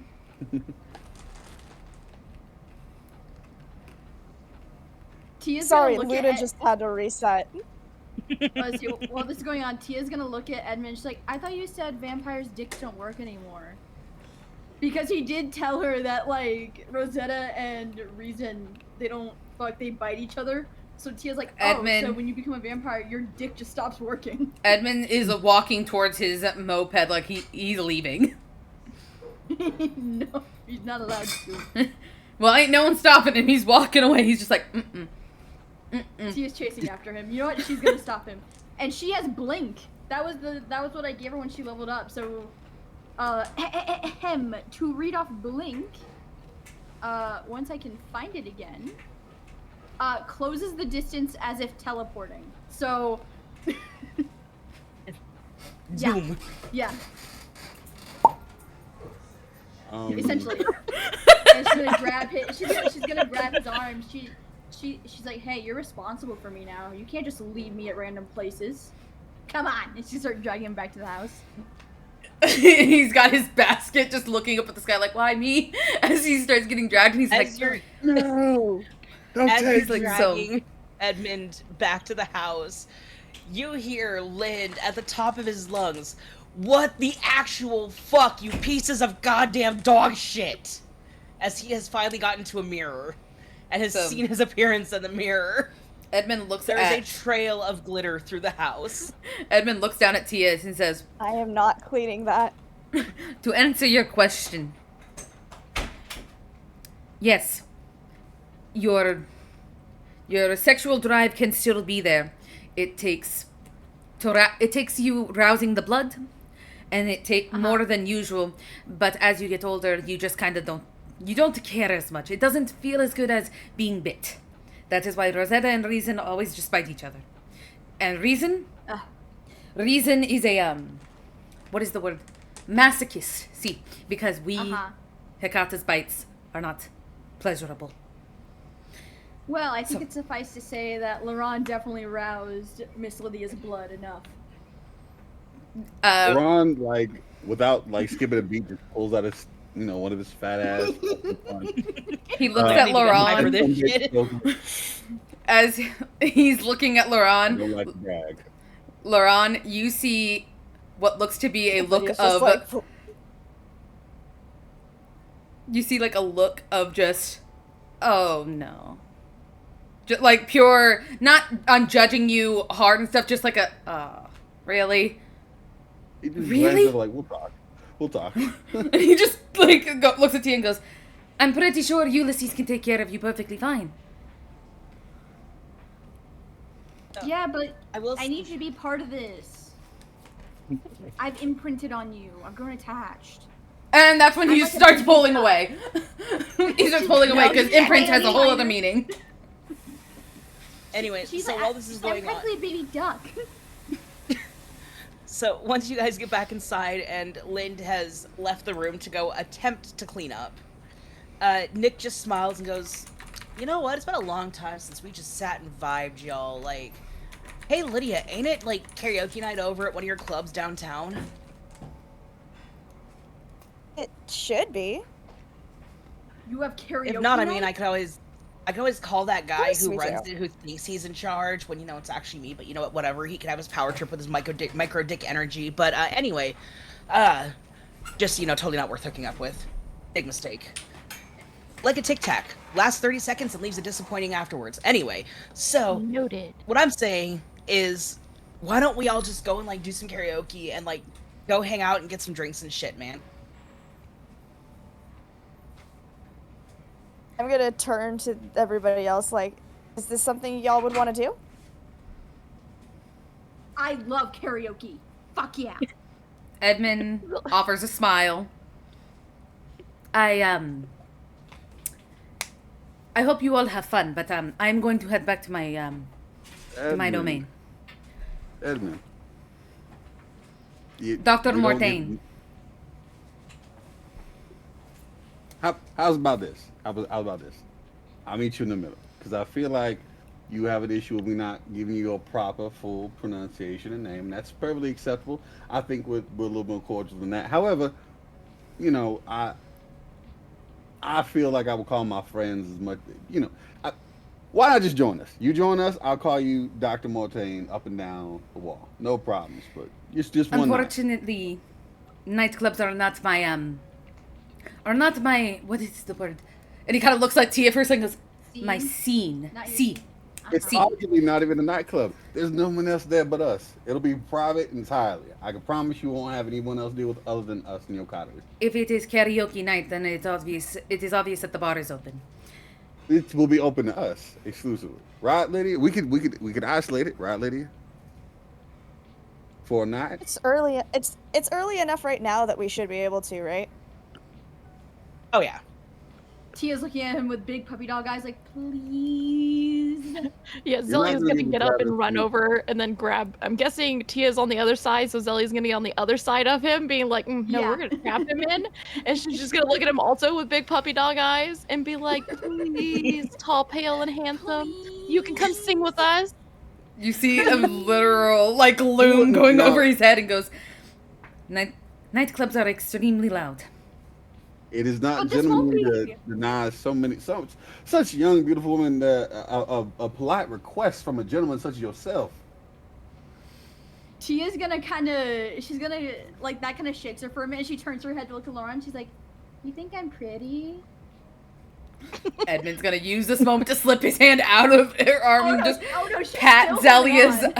I was gonna say he like slips his arm out for a second, pat Zelia's hand, and just goes, "Perhaps another night, but I have other." And then he gets grabbed by Tia again. He's like, "I have things I must do." Chris laughs at this and is like, "You do realize that we can tell everybody else it's a private party and let it just be us, right?" I understand. Boom. Right there. And yes, and Tia. he slowly backs away. I keep picks up his a basket. special stash of premium dead blood just for you, darling. He picks up the basket and he goes, "Funny, I don't know how you would know my flavor, or why you would do such a thing, because I don't get out, and I have never met you before. I was hoping to actually ward domains tonight." Oh, that's right. You did want to do that. We can do that after karaoke. I will say that if you want to do that, whether it's before or after they get together, it will take you a couple of hours, but it will not take you all night. Don't say that. It will take me all night. My friend, since you're doing this, make sure everything's protected. It would be nice to have places that we could meet at and be comfortable at nearby, more city-based places. Could also serve that protection. Maybe such thing as like a karaoke bar could be protected and made so that no one could, trap us great there. idea. If you don't come with us, I will walk into the sun. I can also You help look- you She do doesn't rewarding mean later to speed it up. I mean that. I mean that fully. I will She walk does into not the mean sunlight that. if you I don't. swear she does not mean mean that. He's looking at appears you. out of I nowhere. mean that. So Tia, Chris lines are being literally- crossed here. Chris appears out of nowhere, hanging upside down from the chandelier like it's no big deal. Just like, "Oh, I have a couple of ghouls who can do that for you. No big deal." Ghouls, No. ghouls, girls, ghouls. Ghouls just I wanna have prefer to fun. do my work myself. But I will stay long enough to ward the domain of the nightclub, if that is all right with Miss Fisher. We'll take it as a date, Dr. Mortain. Is that okay with you, Lydia, for the ward? Yeah, that's fine. Okay, cool. Now you have a reason to drag Edmund out to karaoke. Edmund goes to get on his goddamn moped, his motorcycle, thinking, "I didn't plan to do so many fucking domains tonight," as he's looking at the basket like, "I hope I brought a fucking enough." You don't have to worry about my house. It's been around long enough. You've You got have your made own ward set up after how long you've been around. It's a throne. Edmund just gets on his motorcycle, looks at everyone and says, "I will see you there," and drives away. All right, so I will say that if anybody wants to get all dressed up for the club and stuff, you can do that. If you want to just sit and vibe, you can do that. Is there anything anybody wants to do before we go to a BRB while everybody heads to the club? Go home. I'm joking. No, Edmund. Edmund, you will socialize. Tia's gonna she's gonna rush over and hug Zelia, and she's like, "ZZ, can you help me do my makeup, please? Please." Yes. I have cute outfits that I think would also fit you. Let's go. Yes. All right. So any prep and stuff, I will say, is happening during the BRB, as well as the getting there. So when we come back from BRB, you will be at the club. Okay. Hi. Is there anything else anybody wants to do during the prep / travel to the club? Other than run home and hide under a blanket, Edmund. Call Reason and Rosetta while on the road and start shouting at them in Italian about how could they abandon him in his time of need. He is now being forced to go to a club. This is some bullshit. He feels betrayed. What happened to family? Mi familia. You know what? Tia's actually gonna go, after she gets dressed, she's gonna go speak to Laurent, because he has Reason's first edition book, and he promised that she could look at it. And that is the only thing on her mind right now. Valid. So we'll say that's all happening during the BRB, and on that note, are you ready to go to BRB, Bags? I don't know. Am I? Be right back, guys. I don't know, Ari.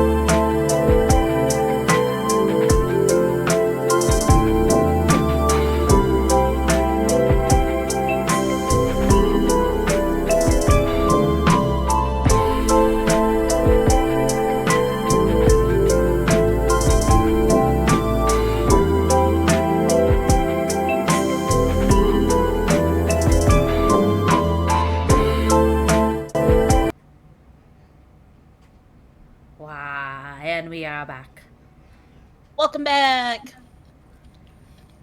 Oh, I'm glad that I was able to set that up because that was such a tiny little screen in order to set that shit up. You're just blue screened of death, so it's just restarting, and then I'll be right back. Okay, that works because we have to set everything up. Okay, yeah, 2 seconds. All right, so you guys have gotten all dressed up. If you have decided to wear something special, go ahead and describe it. Let's start with Edmund. Edmund sighs as he starts heading home, thinking, great, more socialization. This is beautiful. He goes home and out of his nice, normal, casual outfit, he goes into his closet and he gets out some nice, very stereotypical Italian wears of brown, some really nice brown pants, Italian dress shoes. His shirt is tucked in with a little bit of looseness to the bottom of a long sleeve but rolled up to the elbows black dress shirt button up with brown and silver stripes going down it. He puts on 2 necklaces, which is symbols of mythology. One is a pomegranate for Pluto, and the other is a though this isn't Roman, it is more Greek. He does wear the owl, the symbol of Athena, because she is wisdom, and he grabs some earbuds that help tone down sound, and puts them in his pocket as he looks in the mirror and goes, one night. You can do this for one night. And we got a party hydrate, by the way. And heads over to the club. All right. Zelia, what are you wearing to the club? Zelia is wearing a cute little pink polka dot kind of pinup-esque dress with a black ribbon sash around the waist and then kind of black accents along the top that ties up in a halter. And of course, really cute pink, kind of almost like heels that do kind of the lace up like ballet slippers and go up the leg. Awesome. That sounds kind of sexy, actually. Tia. Yeah, so Tia is wearing a satin dress with black lace sleeves that go down to her wrist and kind of doily-like lace at the bottom. She's also wearing a belt chain that's a mixture of like moons and stars. And the choker she's wearing has a small, very small diamond cross. All right. Lydia, what are you wearing to the club? Not like too much different than her normal attire. But her normal attire is pretty like nice, so. So like the green blouse kind of thing you got going on? Yeah. All right. Ulysses, are you wearing anything special, or are you just going in your now nicely pressed and cleaned usual attire? The latter. All right. Laron. Laurent Dubois is deciding that he's been in a suit and tie a little bit too long and he needs to relax a little bit. So he's got these light blue jeans on, these real nice, black boots. But his shirt is kind of where everything's like really styled and focused on. He's got this like cream colored shirt that's, partially unbuttoned. Collar's a little bit more wider and like slanted, but like not frilly or anything like that, just a little bit more exaggerated collar. He's got, we're not talking like 70s out to here, but a little bit. He's got this gold necklace on, a couple rings on his finger. He's got these like half shades that just kind of come just a little bit under his eye. Um, he's got his beautiful little trying to think of like the kind of hat, not a fedora. The other one that's nicer than the fedora, but looks like if you didn't know the difference between the Overcap? two, huh? No, No, not it's a called cap. I know what you're talking. It's called a trilby. Yeah, so a trilby. So not like a fedora, but like a trilby, something like a little bit more elegant that kind of like goes with it. His hair is not in its braided ponytail sort of thing. It's just kind of hanging nice and flat down. Yeah, yeah, a nice trilby, a fucking I'm the nice DM. one. I got these. He's got his sleeves nice and rolled up. The cuffs are kind of nice, and the shirt looks like it's built to look a little rough and ragged, because designer. And yeah, it's LeBron. All right. That being said, you guys are all dressed up. You're ready to go. You get to the club via your preferred forms of transportation. And when you walk in, one of Lydia's ghouls opens the door for you.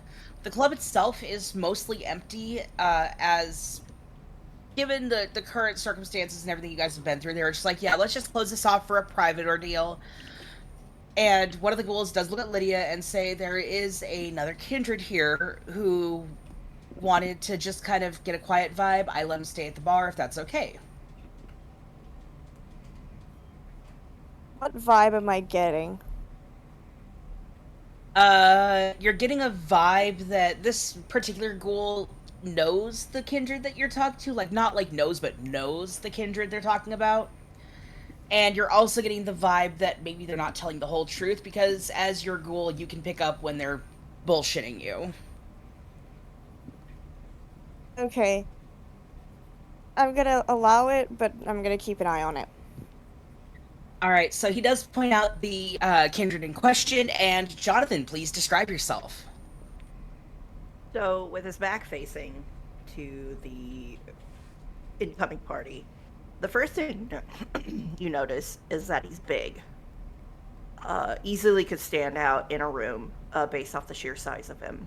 Like muscle build, Wearing, like we're talking jack yourself up. 6'6", 6'6", 240, big broad You ain't got no shoulders. neck. Like the type of body like those old farmers used to have, where they would do back-breaking work. Was that And Abraham he's Lincoln? he's wearing just a simple black outfit that doesn't seem too ostentatious for the club, with neatly slicked back hair from what you can see from behind. What you do notice is if the bar has a reflective mirror behind the bottles, you can't see the front of him.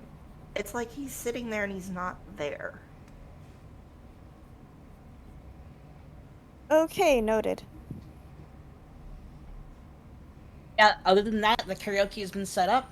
There are drinks available at the bar. They're all lined up, ready to go, and you guys are ready for a fun night. Edmund's gonna find a corner. Scurry away. No, he's not allowed to. The only corner you find is like right by the stage where the karaoke is.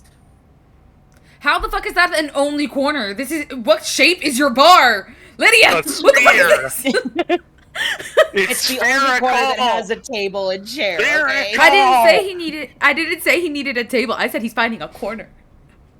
He just The bar, needs is a beautiful the wall. bar is a tetrahedron. Cam will know what I mean when I say this. The area that you guys are in, with the exception of like extensions for the full bar, like the Nile, but bigger. Mm-hmm. So like there's a stage, there's a pretty open area, there's a couple of tables scattered. Most of the corners are taken up by speakers and crates of supplies. This is stuff one of like my that. smaller clubs. But you do happen to find a corner. It's not too far from the stage, but it's far enough that you can just sit in the corner and be your dark, broody self.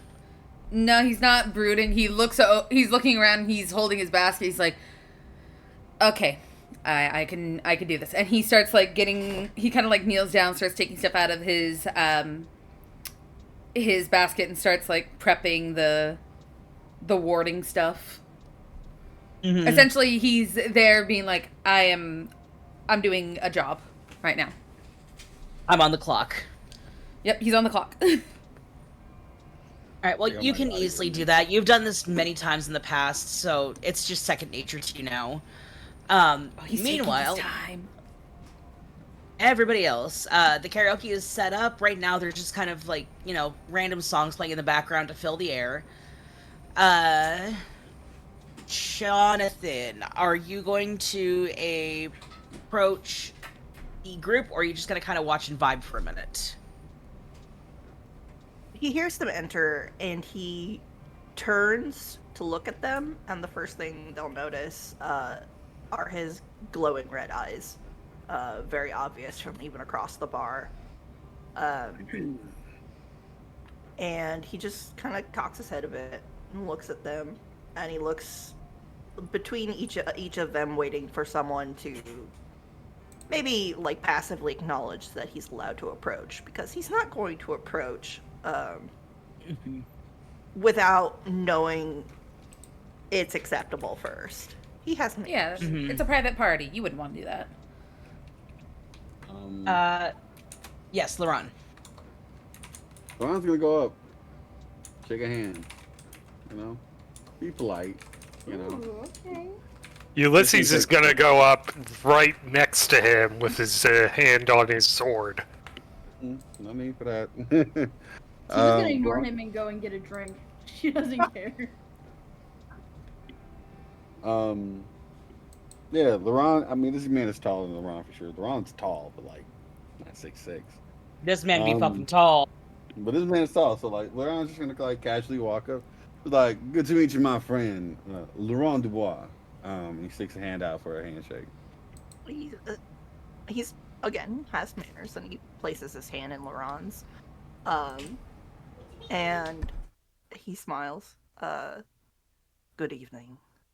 My name is Jonathan. I was looking for the proprietor of this bar. That would be the lovely Lydia owns this bar, right? Yes. Yeah. That'd be the lovely Lydia. I can have her come over unless you would like me to speak for her, but she's a strong, independent woman. She can do whatever she wants to. Just making sure. Strong man, strong woman don't need no man. True. Before I call her over, though, just out of sheer curiosity, perchance, what might be your business? Well, I've been hearing about a large group of mixed kindred running around, and curious mostly. It's not often you hear about multiple clans coming together for a purpose. Of course. I'm simply here in interest to find out why. Told you guys we were a coterie. Okay. Well, you're definitely speaking of one of those kindred that happens to be part of this coterie.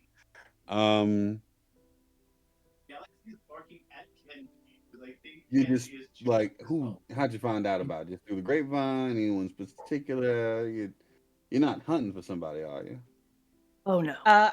No. Real quick, I will say the ghoul that did inform you, Jonathan, while he is Lydia's ghoul, he is very keen on keeping you in the loop of everything going on. Okay. No hunts. I was simply contacted by someone close to the proprietor, stating that there was an issue going on with a particular individual showing up out of the blue, if you understand my meaning. I can take a gamble at that guess. Okay. Laurent like pauses for a moment and then turns and he goes like, Lydia, do you have a moment? I'm gonna kind of walk over. uh, this gentleman here is his name is Jonathan. Is looking to speak with you in regards to our current predicament. Not this, not this bar predicament, but the broader spectrums. Kind of nod, picking up what you're telling me, and I'm gonna turn to him. Just what would you like to know? Well, there are interested parties on my side that would like to know what is currently being done about his reappearance, and if we could lend a hand.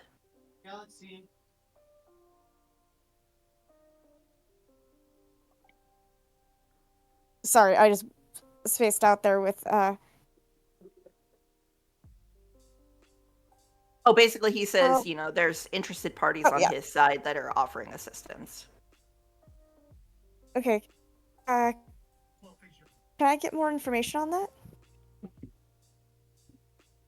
Hang on. Conferring, because I cannot remember the name of the Lost Prince. Yeah, I'm you're double good. checking my notes. 2 seconds. 2 seconds. Please bear with us, folks. While that's happening, Tia's gonna like see that all of the what's it? I guess kind of the elders is the best way to describe them. Not like old, but like leaders are gathered around this one guy, and she's sipping like the sweetest, most colorful drink that this bar could make. You're having a beautiful sex on the beach. Oh, it's so good, so sweet. They She, also like, put in she, some glitter, some edible glitter just for you. hell yeah, she likes her alcohol to not taste like alcohol. So yeah, she kind of looks over and she's like, she kind of starts like going over very slightly, not like going over, but kind of like inching closer. Yes, inching closer. That's the word. Thank you. Yeah, so I will say that because I have forgotten what I named the prince because it's been a while. We'll just go ahead and say that for the time being, he's being called Remy. Remy, okay. Jimbo. Well, it's somewhere in my notes, and I don't want to take too long to try and dig through them. He offers his hand to Lydia, and he says, "Well, my lady, those of my clan are interested in the reappearance of the Lost Prince, Remy. And in our interests, we would like to see his little uprising quelled as it shakes things. And we don't like being shaken. We're not martinis." Ooh. Damn. A comedian. That was smooth. Ulysses chortles a bit.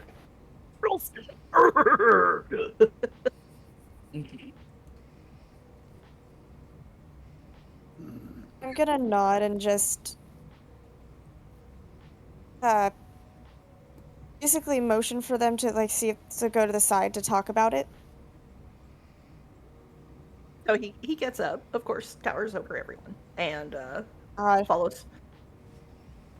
Crane that neck! And follows Lydia over where she's leading him. It's like nothing like super off to the side, just a little bit.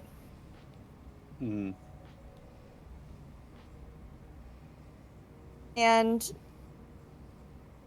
she's gonna basically just fill it in without giving, like, not everything, I guess. The basics without informing him of, like, you guys locking him in the basement and shit. Yeah.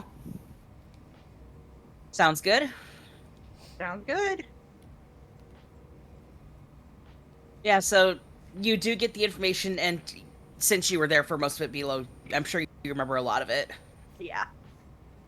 So, that being said, while that conversation is happening, is anybody going to be brave and jump up and do karaoke first? Laron? Laron always the one to at least get the party going, as far as he's concerned. All right. So, if you are something going like to that. perform, I would like you to make a charisma and performance check. Oh boy, let's look at them stats, baby. I don't think my performance is that high. Yeah, karaoke takes rolls, guys. You said charisma and performance? Charisma and performance. That's 5 dice. That's 5 dice. His charisma's high as hell. I mean, he's basically one of the overlords of New Orleans. He's got to have good charisma. At this point, shit. Let me see. So 5d10s. Let's grab them bad boys. Grab them bones. Grab them bones. Nope, nope, nope. I want a fucking thing I can roll in.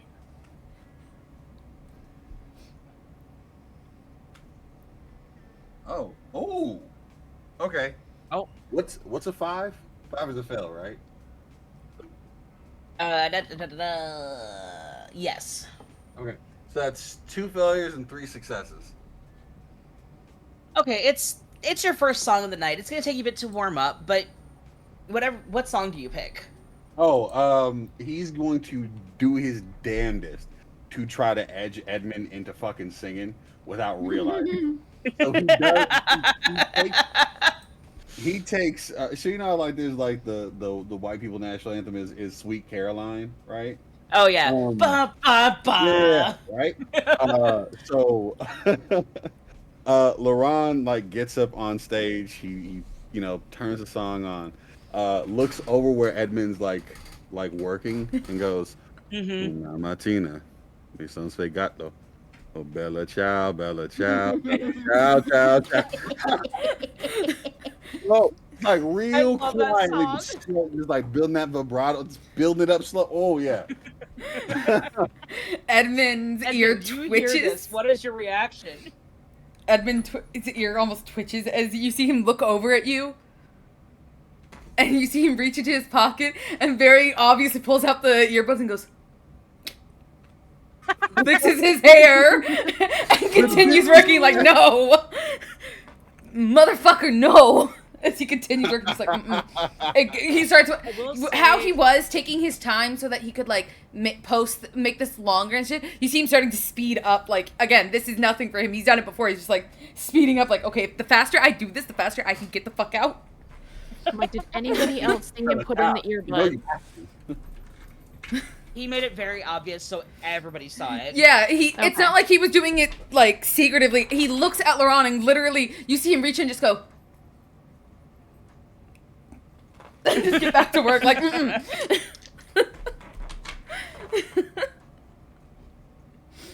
Yeah, you do a pretty good job, LaRon. You do see Edmund put the earbuds in, but you're not going to give up yet. You're sure you can get him later on. There's got to be a way to break that shell. Mm-hmm. But yeah, so you do a pretty decent job. It's your first song. You slip it up here and there, but that's perfectly fine. And by the time the song ends, the ghouls who are working the bar all clap. Just, yeah, that was good, man. That was good. Does anybody else react to LaRon's singing? Sin gives a very polite clap, you know. Tia's gonna clap and cheer. She's trying to make sure the vibes stay up. Even though Edmund is ruining him. Ugh. Edmund's Ulysses not even gives his involved boss in a the tip of vines. the How am hat. I ruining it? You're ruining it with just your bad vibes. I would. You're I would killing the do it, vibes, bruh. But my You have performance failed is the zero. vibe check. I'll be glad to fail the vibe check. Alright, so after LaRon, who decides to take the stage while this chaos is going on? I'll do it. Alright. Oh yeah. Ulysses steps up, which a few of the ghouls look kind of surprised, just like, wait, this guy really? Okay, let's see what he's got. All right. Oh, 0 successes.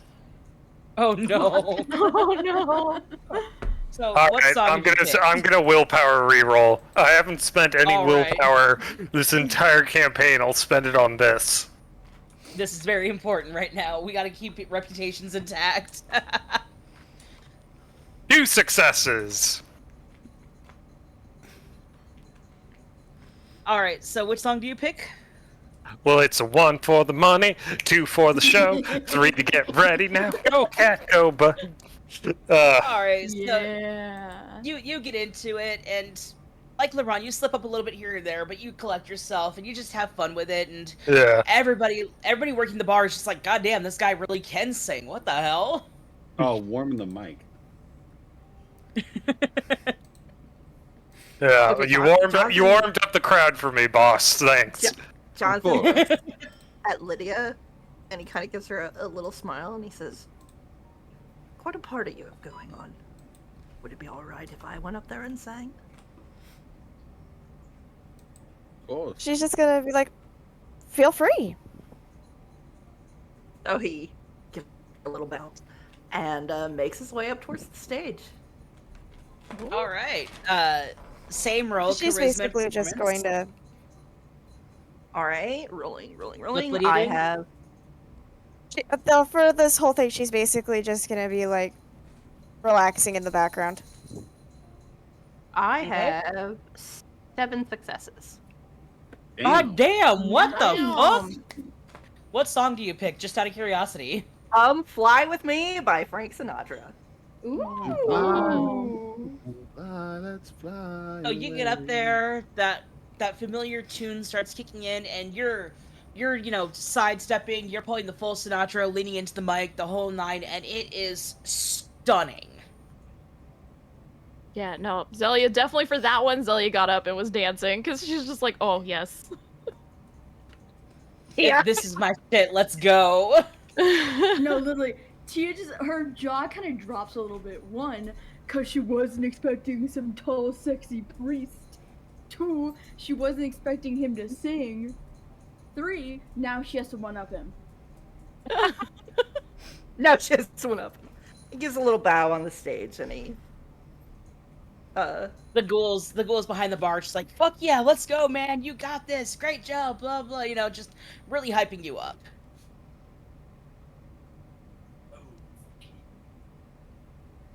So Tia is taking the stage next. Then I'm guessing. Yeah, hold on, let me find the song. as a little added bonus for Tia, Jonathan actually helps her up on the stage, takes her hand and walks her up Oh. the stairs. Oh. How Oh. dare you? You know how vulnerable I am right now. I think I'm catching a case of the vapeness. Literally.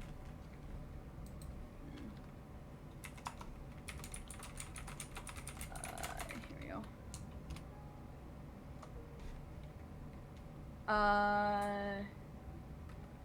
Okay. She's gonna kind of stare at him the entire time. She's gonna narrow her eyes a little bit, cause now she's feeling a little competitive. But she does thank him. She kind of nods and she's like, "What the fuck is that going on?"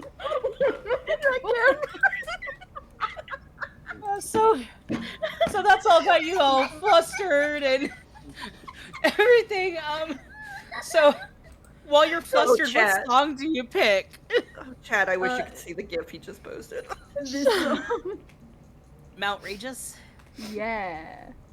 All right, go ahead and roll She wants to belt out that shit. Also, I'm ahead. specialized in singing in my Okay. performance thing, so. If All Jamie right, can so- fail this check. You said charisma plus performance? That's performance. Okay, that's 8 dice. And you said you have a specialization, correct? Aha, what does that mean? It's like D&D where you have an advantage. In this case, I'll have you add 1 extra die. Okay. Don't forget willpower to re-roll 3. Remember that. What?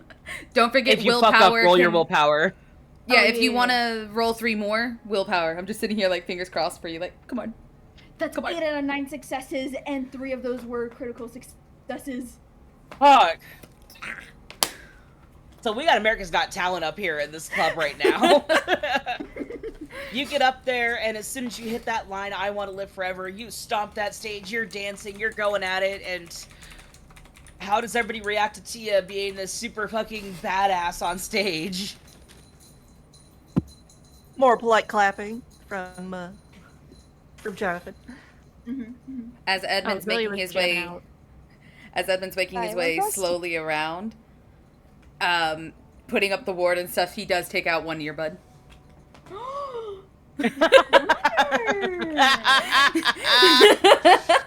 You might load on Bella Ciao too fucking soon. Fuck it. Yo, who's up next, or is there no one who's claimed it? Zellia's gonna do it. Okay. All right. She's gonna do the one I Zelia. posted. Yeah, Along Tia's gonna with- help- Let me see. Huh? With Jonathan and Tia, you've got Edmund's attention. Yeah, Tia's gonna help Zelia get on stage and, give a very sisterly good luck. And then she's gonna pass Jonathan and she's like, that's how you win over a crowd. And then sit and sulk a Oh. little. She's gonna poke his chest a little bit and then sit and sulk, drinking her little sparkly rainbow drink. Damn. So you're letting your inner Bruja take over a bit. A little bit. All right, so Zelia, you take the stage. Go ahead and roll a charisma and performance as you get ready to sing Elle and the Pocket Bells Dancing with the Devil. Ooh.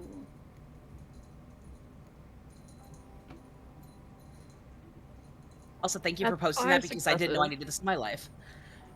All right, so you Yeah, get I on know. I stage, just you're found it too. I was like, ooh, I like electro swing, so it fits the dress. So women in fishnets. That's all I have to say. Anyway, you get on stage, you're dancing, you're having fun, your crazy slips out a bit, but you make it work. Just kind of that weird, crazy, cutesy I'm in the pastel goth moment. vibe, if that makes sense. Exactly. And Chris is clapping, just like, that's my baby! That's my kid! It's so cute. He's got a little sign written on a napkin that says Zelia is best.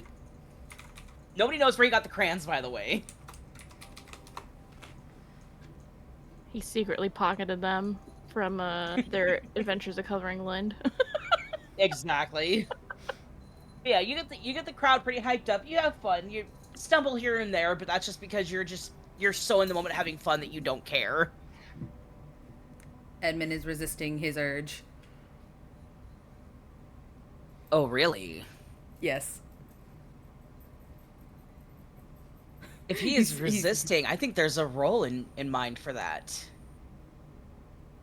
If I have 4 in charisma and 3 in performance, that's 7, right? That's a 7 dice pool? Yes. Yeah. Okay, Yes, it is. it just keeps resetting on the app, so I had to make sure. The app can be stupid, unfortunately. So Edmund, since you are resisting the urge to get up and sing, go ahead and make me a composure and... I was like, I think his resistance was to dance. Oh, okay, fair. I misunderstood. It's still a I misunderstood resistance, but In that case, I just go ahead and make a composure and... Let's do... I haven't had to do a resistance one like this in a while. Jesus. I'm gonna use my actual dice. Oh, I For- gotta make sure I don't get the blood dice. Composure and resolve. Resolve? Resolve and composure, yes. he's sitting there 3. fighting like, I will not tap my foot. For I will not tap my composure. foot. I won't even tap my damn foot. I'm not gonna let my fingers And dance either. resolve. 3, 4. I'm trying to make sure that these aren't blood dice because they don't different. They don't difference. Yep. Difference. Bleh. So 3 in composure, 5 in resolve. Let's see. Let's see what happens. 1, 2, 3, 4 successes. None are. Why did I roll so? There's so many dice. No, because I don't have any. You said we didn't have any blood dice, so there's no critical Yeah, failure no, you haven't. chance. Good to know. Alright, so it's really hard. Like, you feel your foot start to tap, but you're able to, like, no, composure. Fuck this. At one point, you see as he's like putting a ward up, you just see him like hit his leg for a second. He goes, like, Bad, like, no, don't do that. Bad. chill the Italian blood down. We can't have this. The Italian urge to dance. Italian. Don't let them see. Don't let Conceal, them, don't feel. Let them see. Conceal, don't feel. Be the good emo boy you always have to be. Stop. You're not with your family, damn it. Don't say emo boy. The next song Tia's gonna sing is Emo Boy by Aisha Erotica. If you keep that up. Oh my god. I will say, Edmund's favorite music is swing music.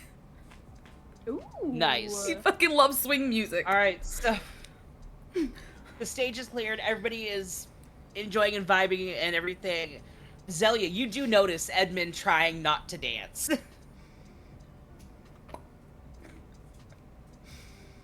Noted. This.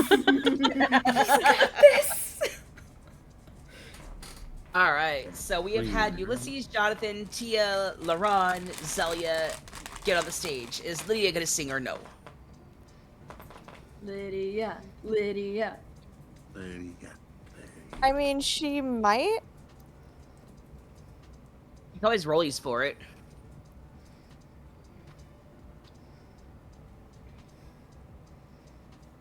Or are you doing the flip a coin thing? I'm glaring at my dice right now. I spent $90 on you, you bitch. It's a big ass dice. I saved the card from that maker digital dice from now on. Game On, by the way. So she's not gonna sing tonight? No, not tonight. Maybe in a while, Okay. but For right now, she's okay with just sipping on her drink and vibing with her ghouls. yeah, she's kind of processing everything that's happened. While you're Edmund. processing, I will say, given that you and Laron did have a very vulnerable, intimate moment the night before, as you're noticing him singing and just kind of vibing and everything, there's a little hint of something in the back of your mind going, "What if?"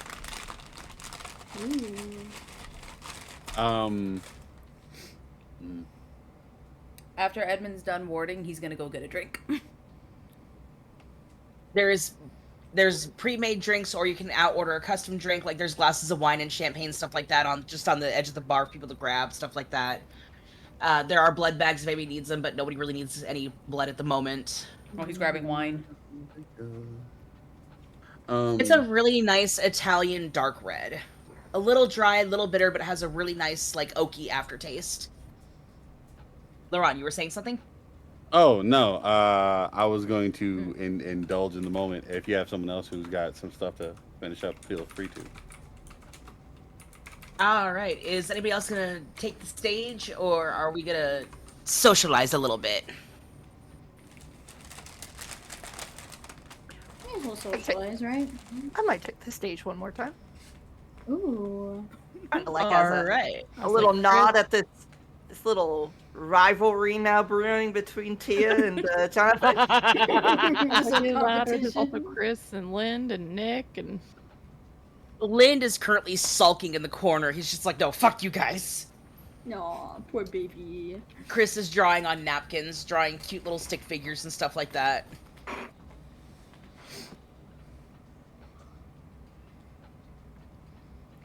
Edmund's leaning on the bar, just... Yeah. So, Jonathan, with a glance back at Tia, after, when she poked his chest, he totally wasn't watching her walk all the way back to the bar for non-perv, non-creepy reasons. He looks around and he doesn't see anybody else, like, approaching the stage. And he just shrugs his shoulders and thinks, why not? I already sang in front of them once, I'll do one more. All right. And you're done. Laron Rel- would like to take the stage. All right, so it'll be Jonathan, then Laron. Do it, do it, do it. All right. The So intention we're doing the classic. We're doing the one that everybody loves, that everybody can sing to. We're doing Unchained Melody. Ooh. Oh, my heart. And, okay, I'm rolling. I got 5 successes. I do have a willpower to spend if I want to reroll the 2 blacks I got. Do you want to reroll them? Yes. Go right ahead. Alright, I now have 7 successes. Ah, damn. Okay. My dice are being So, very yeah. nice to me tonight. I'm going They're back to not- digital. it's nice Because to we're me not later. fighting this time. Exactly. They're not going to be nice to me later when I need them to be nice to me. These? That's how it always works, Kayla, right? I spent so much I money love on. those Fuck dice. these guys. Okay, so you take the stage and the music and your voice just seem to blend together almost perfectly. Floats through the air. The ghouls are all kind of pausing in their work and just like, wow, this is nice, man. This is a great vibe. Even Lind, who's still mad at everybody because fuck all y'all, is kind of swaying in the corner, just like I'm gonna enjoy it, but I'm still gonna be mad about you. Edmund is drinking more. Tia's gonna get up and offer a hand to Zelia to dance. Oh, Zelia's definitely taking it. Yeah. I mean, she's been dancing on the floor the entire time anyway, and then all of a sudden it's like, oh, dance partner, yes. Romantic dance partner, let's go. Yeah, so you get through the song, it's great. Zelia and Tia are dancing on the dance floor. Everybody's having a good vibe, and the song comes to an end. There is a lot of applause from all of the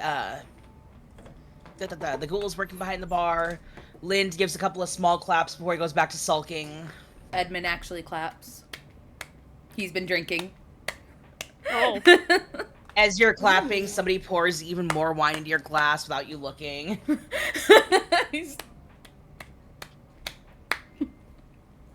You're wondering why your wine glass isn't emptying that fast. You can't be drinking that much. You must be sipping at it, you know? And with that, Jonathan heads back up to the bar to finish his whiskey. Your whiskey has been topped off. All right, Laron, Jonathan leaves the stage. Everybody is super hyped. You see Edmund looking at his wine glass like it's trying to poison him for a second, or like trying to figure out some weird puzzle of the void. He takes a sip, and then you see him like measuring out how much he drank, and he's like, I know it's gonna be this much. If I turn around, then I swear to God someone's fucking with me. And he turns back around to watch the stage. Like, as you watch the stage, somebody stealthily pours more in when you're not looking. Again.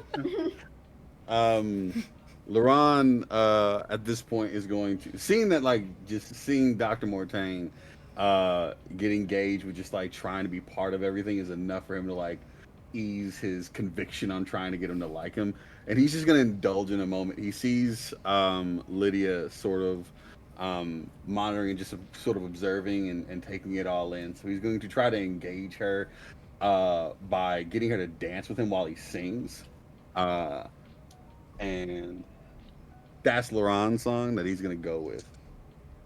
Oh, that's what I haven't heard in a hot minute. So Jonas Brothers Vacation Eyes gets queued up. You take the mic. Let's see what happens. Okay, things aren't looking great, but how much?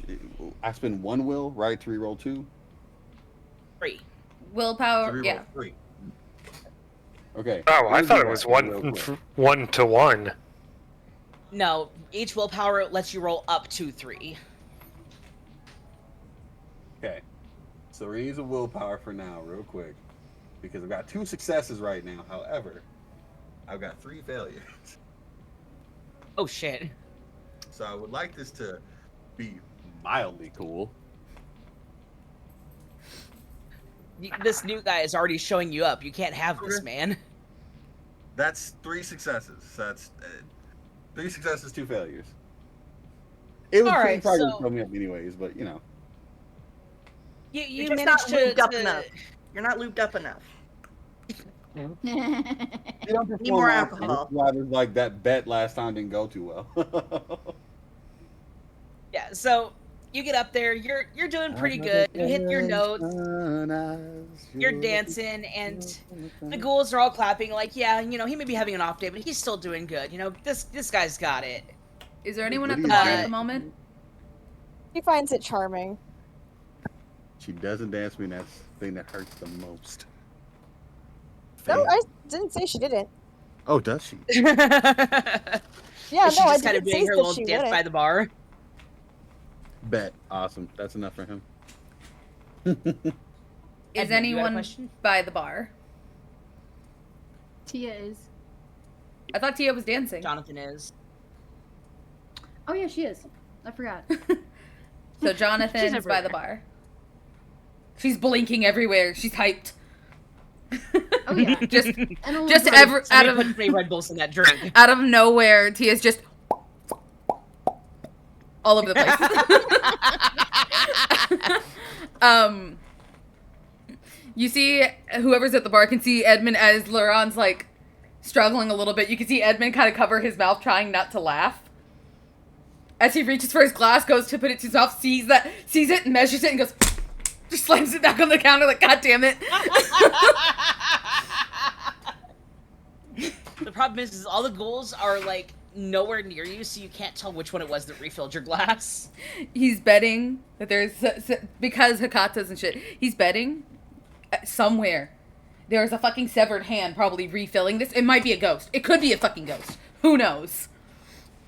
But he puts it down and he starts sliding away like, nope. No. I'm not playing your games. I'm not playing your damn games, Lydia. If you look at the glass, a ethereal hand picks the wine bottle up and tops it off again. Edmund looks over at the freaking spectral that's there and is just like, is there a reason you're refilling my drink like this? I don't think anyone else has the ability to see ghosts. So he's just arguing with nothing. So, after you argue, after you demand this, you, Edmund, see his full body. He is a very well-dressed, like, black vest, the, what's the fucking word? The ascot. Looks like he's kind of from the 40s or 50s. And he's got the twirled mustache, the very stereotypical bartender deal going on. And he just smiles and goes, just big smile and just, signore. I know that you perhaps would not wish your drink to be empty. I just simply wish to offer you hospitality. Grazie, but I think I've drank enough tonight. Oh, come now. Somebody with your constitution, you have to have such a good constitution to keep this down. And you're not bad to look at either. Grazie, but my types are more in the flesh. Just because I'm not your type does not mean that I can admire a piece of artwork like yourself, signore. He nods and just goes, I am fine with this much drinking. He kind of looks at the coder and he's just like, unfamiliar face and others. He puts the bottle aside and just nods, and if you need anything, just let me know. He nods. Everyone just sees him having a conversation with nothing. Grazie, Paolo. I am Edmund Mortain. I've heard of you. The ghouls here talk very highly of you. Glad that my reputation precedes me. It's also good to hear somebody from the homeland. See, it has been quite some time. He just nods, sets the bottle down, and, he really can't do much other than pour wine and wipe counters, because, ghosts can only do so much. He's not the poltergeist who's gonna throw shit this time. He's done it a few times, but it's usually been deserved. Yeah, so that is the mystery of how your glass keeps getting filled. He's just like, motherfucking goddamn it. Because he's trying to keep himself composed. He's trying to keep himself composed around these people, goddamn. As he turns back and watches Ellie and Tia dancing, just like, I'm fine. So, as soon as Laurent is done, I will say that Chris has gotten brave. Oh. He jumps on stage, he grabs the mic. Unfortunately, though, he rolled 2 critical failures and 4 regular failures. So, for context, he has 4 in composure and 4 in performance. He got 1 success out of the rest of the failures. So he gets up there, freaking David Bowie's song from the Labyrinth, Dance Magic Dance starts playing. He can't carry a tune in a bucket. He is missing his cues. He forgets half the words, but he's trying to have a good time. Edmund's trying not to laugh here. Tia looks like she's in pain. Zelia's standing there with one finger plugging an ear, and then but still jumping up and down and dancing with it, just I gotta support. It's just nodding. Yeah, he finishes. He takes a big bow. He was just like, and that is how you present. Lind in the background just, I've heard better dying cats. Edmund's gonna turn around so that his back is facing everyone, and he's just like covering his face, just trying not to laugh right now. The wine. He shouldn't have drank the wine. Zelia, hearing Lynn's comment, snaps over at him. It's like, I would like to see you do better. Fine, I will. And he takes the stage. I need to roll for him real quick. He is singing Simple Plan's version of Barbie Girl. He was- Because he's gonna be the prettiest princess at the party. His braids are still in his hair. Totally forgot to take his braids out. God damn. So, he rolled 12 dice. 10 successes with 3 being a critical success. Wow. So, he takes the stage, and it's a song from a cartoon. Which, you guys are kind of surprised because, wait, this fucker watches cartoons. As the song Look My Way from Hell of Boss starts playing, and he starts belting, like, you can still hear the Brooklyn accent, but it's a little more melodic than his normal speaking voice, which sounds like sandpaper and radio static. And as he's singing, everybody who's watching notices that he's not just singing, but he's actually feeling something that he probably hasn't talked about with anybody. And as he finishes his song, he puts the microphone on the stand. Well, actually, no. He drops the mic. He just mic drops and goes, that's how Edmund you fucking winches. do it, motherfuckers. Edmund winces. Covers the one ear that's not covered with the earphones. Yeah, Like, because fuck. unfortunately that feedback hurts. Yeah, and Edmund has acute hearing. He's holding his ear like, fuck. Really, you should tell that man to never sing again.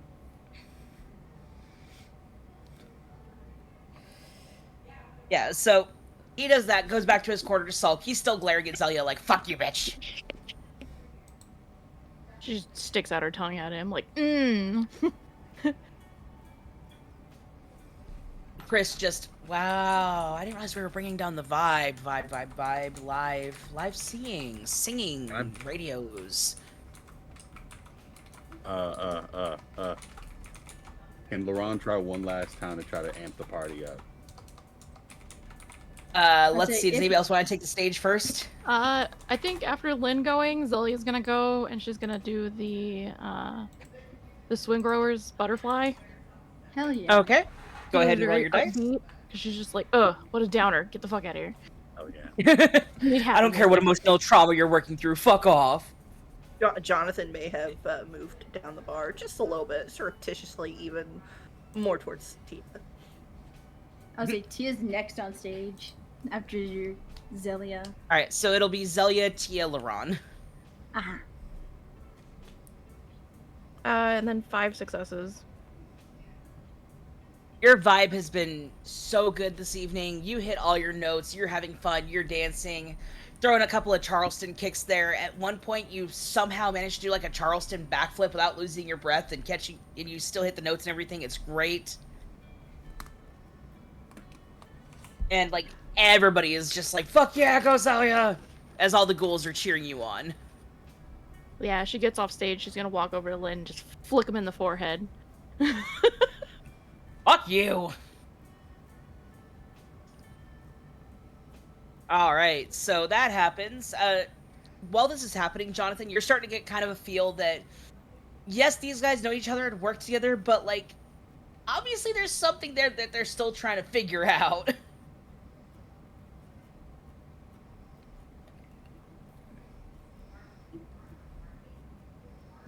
Alright, Tia, you take the stage. Yeah. She is going to be singing a Vietnamese song. Ooh, okay. Say Ping. Yeah, it's a nice song. It's a very poppy song, which is not what you would expect just looking at Tia. That she listens to pop music. I've actually heard that song and it's really good. It is. The sped up version is popular on TikTok. This is the original version. And she's doing some cute little dance moves to it the entire time.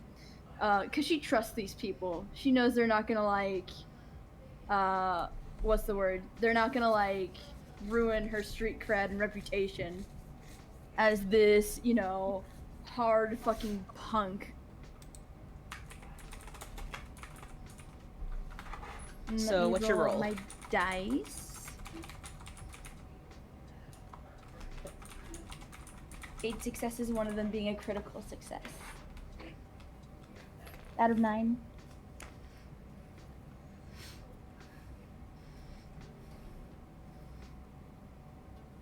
Yep, nope, you nail it. This is also your native language, so like this is totally your alley. You rock it, you're dancing, you're having fun, and everybody's really, really impressed with your pronunciation and everything. Mm-hmm. If her mother could see her, she'd be so proud. Don't worry, Nick is recording it for you. I see, but it's late, and her mom's like watching her stories right now. Don't interrupt her soap operas. Zelia doesn't understand the lyrics, but she's very proud of you. Aww. That is so fucking sweet. I love Zelia.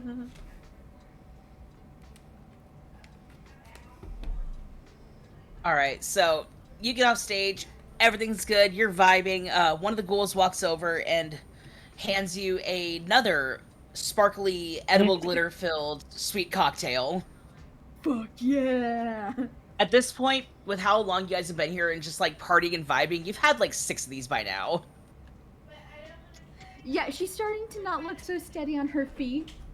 You're gonna have to make me a, let's do a stamina and composure check.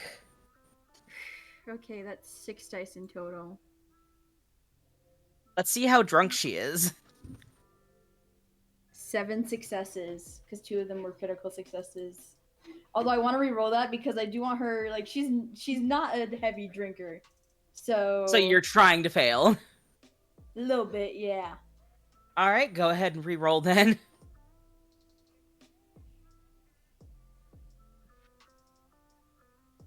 Okay, that's a little better. That's 4 out of 7 successes.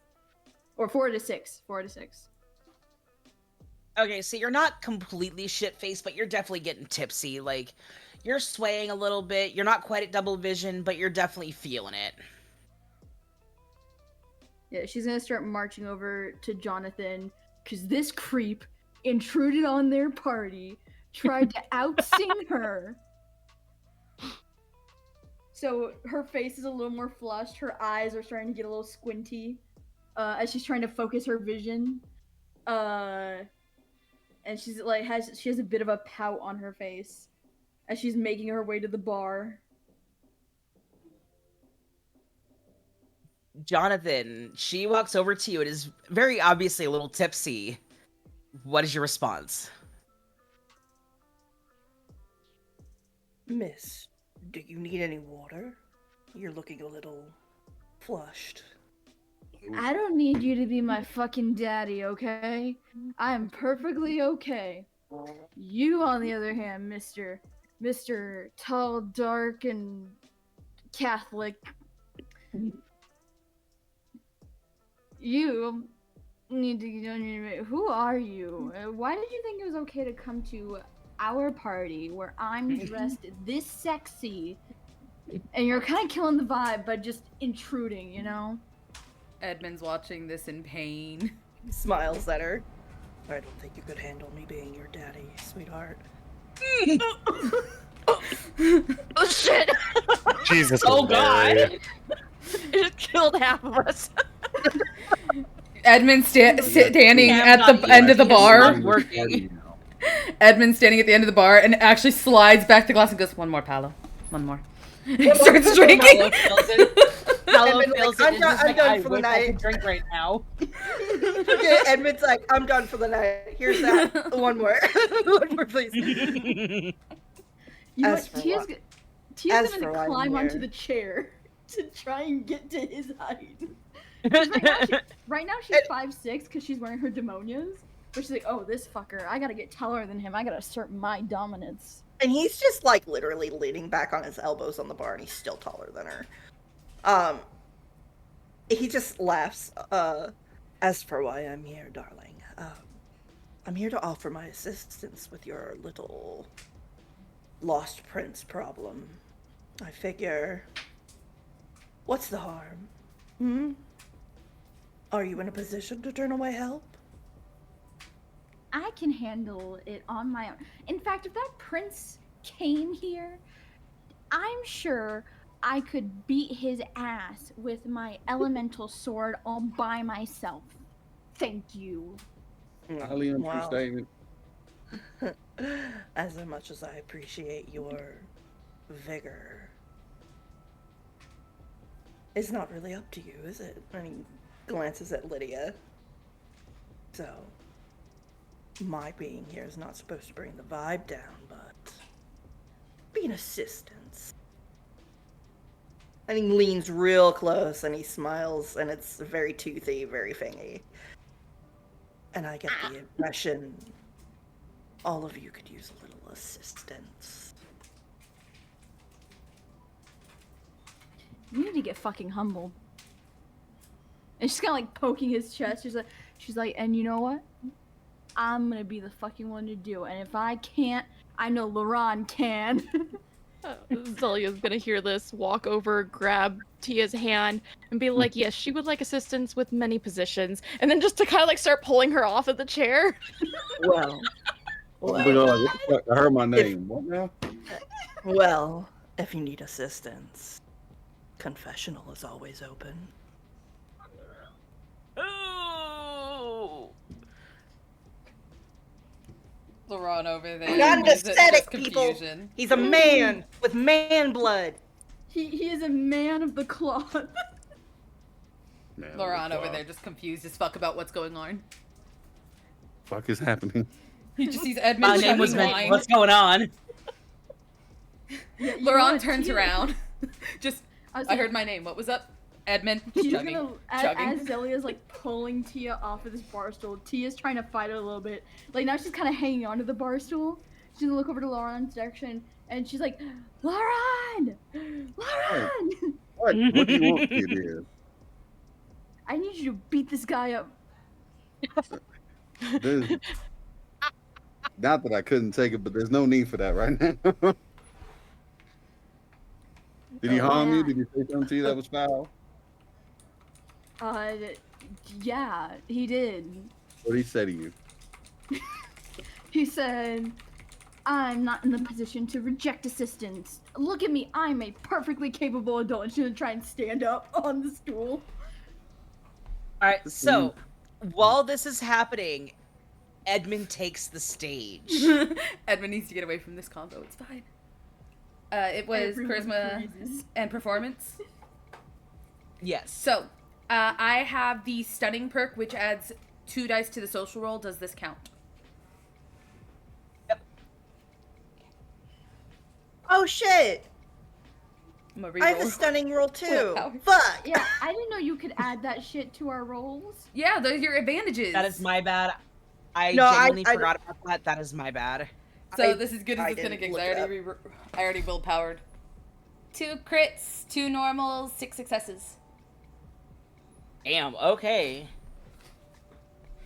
I So I what tried are to you willpower to singing? reroll. In Italian, he is going to sing Michael Bublé, "Sway." Ooh. Oh damn. Okay. Yeah. So you take the tried- stage. You're I tried the you're willpower, tipsy but enough still that this 6. is how it's gonna go. And as you start singing, your voice carries through the air, and you have a surprisingly stunning voice that just seems to captivate people around you. There's a little Even bit the ghouls of, are just like, what the fuck? without realizing it as he's singing and he's holding onto the microphone because it's on the stand. He's kind of swaying with the microphone as he's singing because my poor boy's drunk. They left him alone to socialize. He didn't want to socialize. He started drinking. An Italian ghost fucked him over. So he is now he's just being a charming Italian man right now. Just doing his Yep. thing. By the time the song ends, I will say, Tia and Jonathan, the shock of this quiet Hekata getting up there and fucking killing this song does distract, like, the trio over there from the argument they're having. LaRon recorded this whole fucking thing. He better send it to his siblings. Nope, I'm just keeping that one on private. That's for personal, like. This is blackmail now. What's blackmail? You don't want to What's help? blackmail, LaRon? The proof that Edmund's better at a singer than you? No, Damn. absolutely not. Oh, That's Here's the such thing. blackmail. Edmund would fucking hate if everyone knew he could fucking sing, though.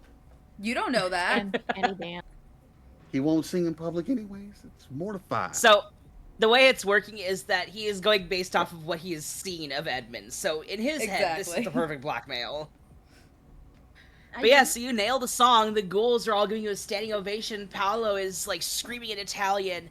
That's how you fucking do it. Italians forever, blah, blah, blah. You know, just that super hype you get when somebody from your home country has just nailed something, you know? He freaking stares at everyone as he finishes. Holds up one finger. Walks out just like, I'm going home. He's now, like, he's realizing where he is, and he's like, I can drive, I'm fine. He starts wobbling his way to the frickin' front, like, mm-mm. The ghouls are just like, should we stop him, please? Like, Zelia is something gonna we should run. do. Yeah, Zillie's gonna let go of Tia and then run out there because she was just like, wait, what? He can sing? He can sing? But also, oh fuck, he wants to drive? Yeah, and then oh shit. Tia looks a little unsteady on this stool now as she realizes, oh, I'm drunk, standing on something very high. Jonathan do grabs her by the hips and lifts her up and puts her on the floor. As he's doing this, she's like, how dare you? You put me down. He puts her down. You're one smooth motherfucker. You got everyone else convinced that you're this kind of too cool guy, but I know the truth.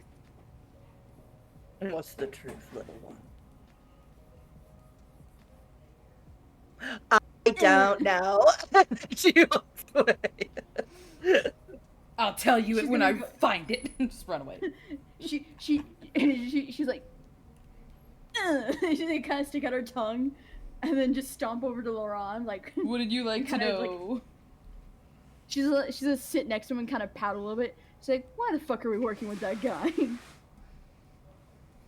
Sometimes you need to work with people that you may not agree with, Tia, darling. And that's okay. And sometimes we can learn a bit from our other kinfolk if we take some time out. That said, I'm not saying you have to like the man. But until he gives us a justifiable reason to cause him bodily harm, let us be peaceful for once. There's been too much chaos these past few days. Fine. Only because you said so, though. I trust your judgment. I Daddy's appreciate picking that. up. Not many people do.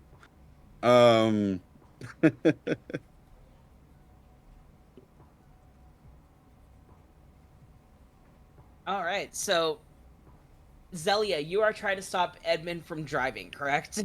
Yeah. I do have a question. Yes. During all this, what has Ulysses been doing? Yeah, Ulysses has been kind of quiet.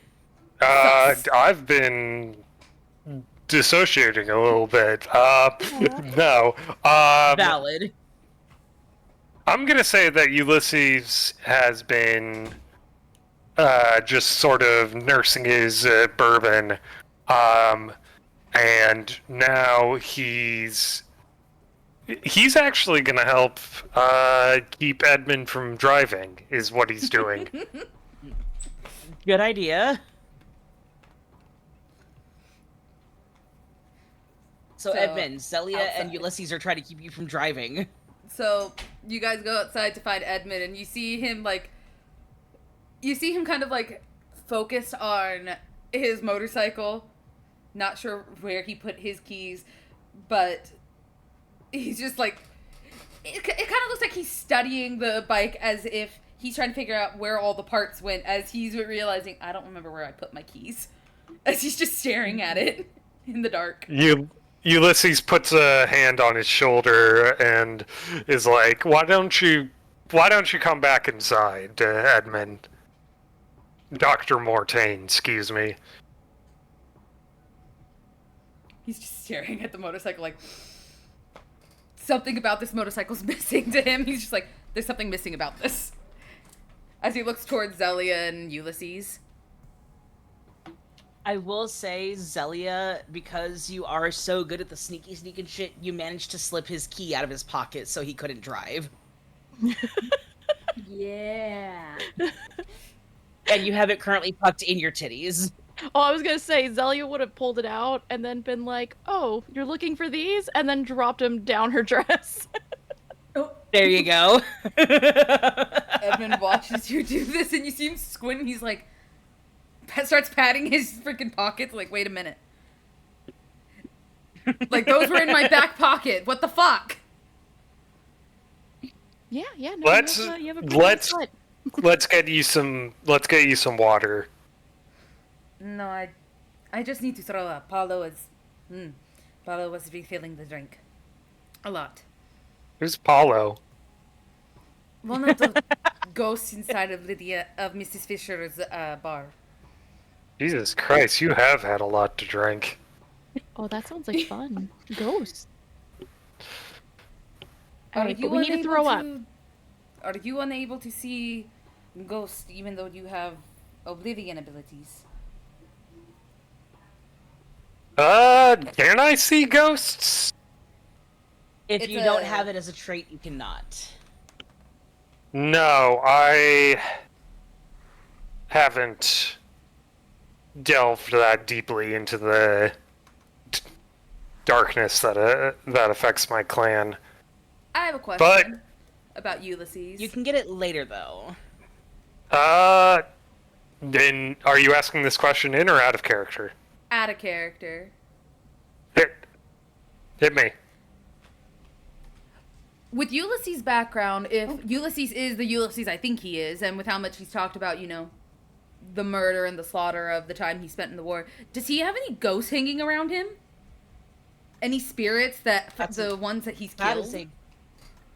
I will say, because you are intoxicated, because Paolo made sure that you had plenty of wine, I will say that you need to make a wits and awareness check to see if he has any ghosts hanging around him.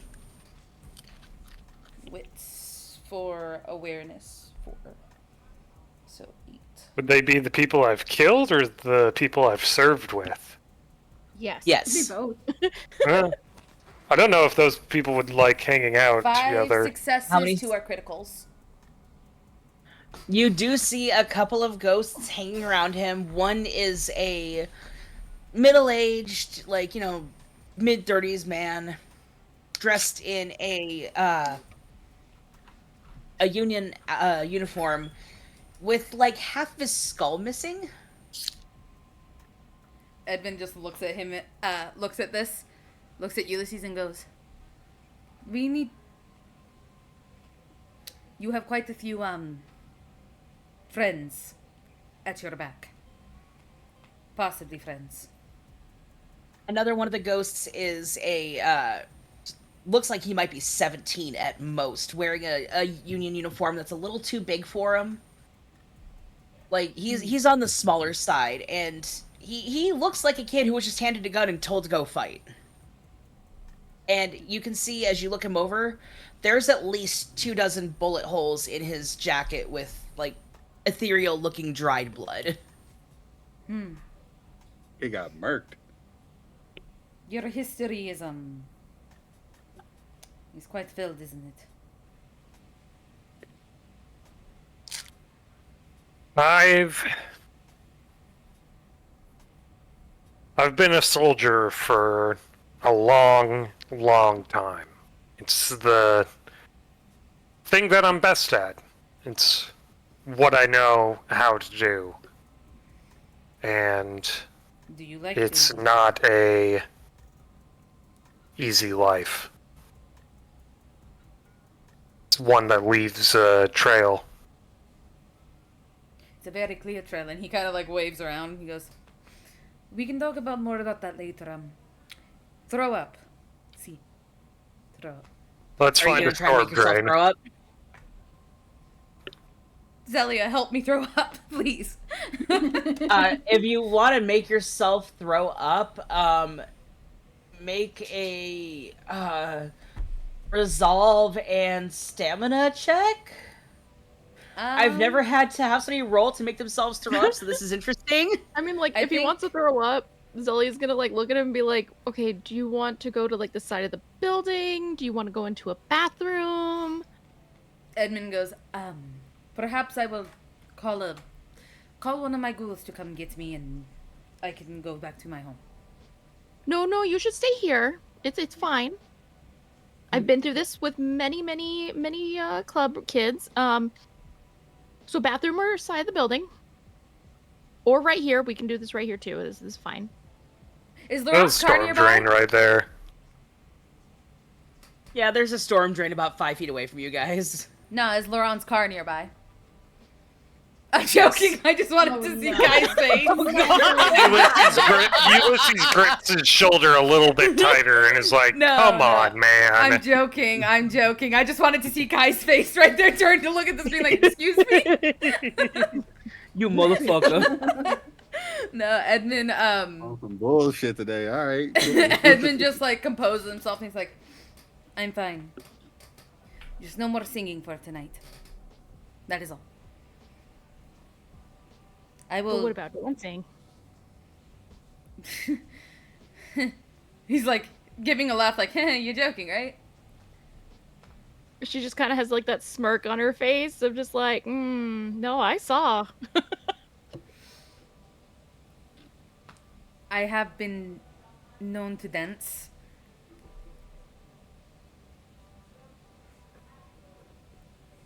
Okay, If I see, dance then- if I dance with you, can I have my keys back? Yes. He like looks at Ulysses like, why did you guys bring me here? Elliot says yes, looks at the camera like she's in the office.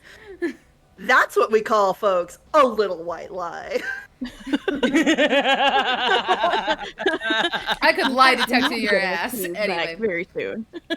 Anyway. Alright. Guess they head back into the building with Ulysses and Zelia to go dance. Alright, so y'all keep partying and having fun. It's a nice break from all the chaos that you've been going through, because let's be honest, the universe decided, here you go, here's all the things at once, have fun, because the universe wants to test you, apparently. Stares I at can see Cam. the steam coming off of Mags's head. And as you guys are partying, having fun, you're getting to know Jonathan. I will say there is some socialization between you guys, just kind of talking, getting to know each other, making sure Tia doesn't fight him as much as she wants to. Nah, she's already Edmund. won in her head. She won the singing competition. She's better than him. Edmund You're handed yet another drink. dances with Zelia. Surprisingly, a really good dancer. His favorite things are swing and ball dancing. Oh, I Zelly will doesn't say- know about the ball dance, but she saw him at least tapping and stuff like that to the swing, so she's just like, cool. She's like, here's a playlist, put these on. At some point, Alright. Tia's gonna go and get some fresh air. A lot has happened in so short a time. She was. It's only been a few norm- days. Yeah, she was normal just a few days ago, and now everything's hit her like a fucking bullet. So she's gonna go in there. She's gonna try and slip out when everyone else is like distracted, so she doesn't kill the vibe. Yeah, you managed. Alright, what's up, Laron? Oh no, say what happens, and then Lauren has two things So we'd like to do. Tia does manage to slip outside to get some fresh air and just kind of take a minute to process everything.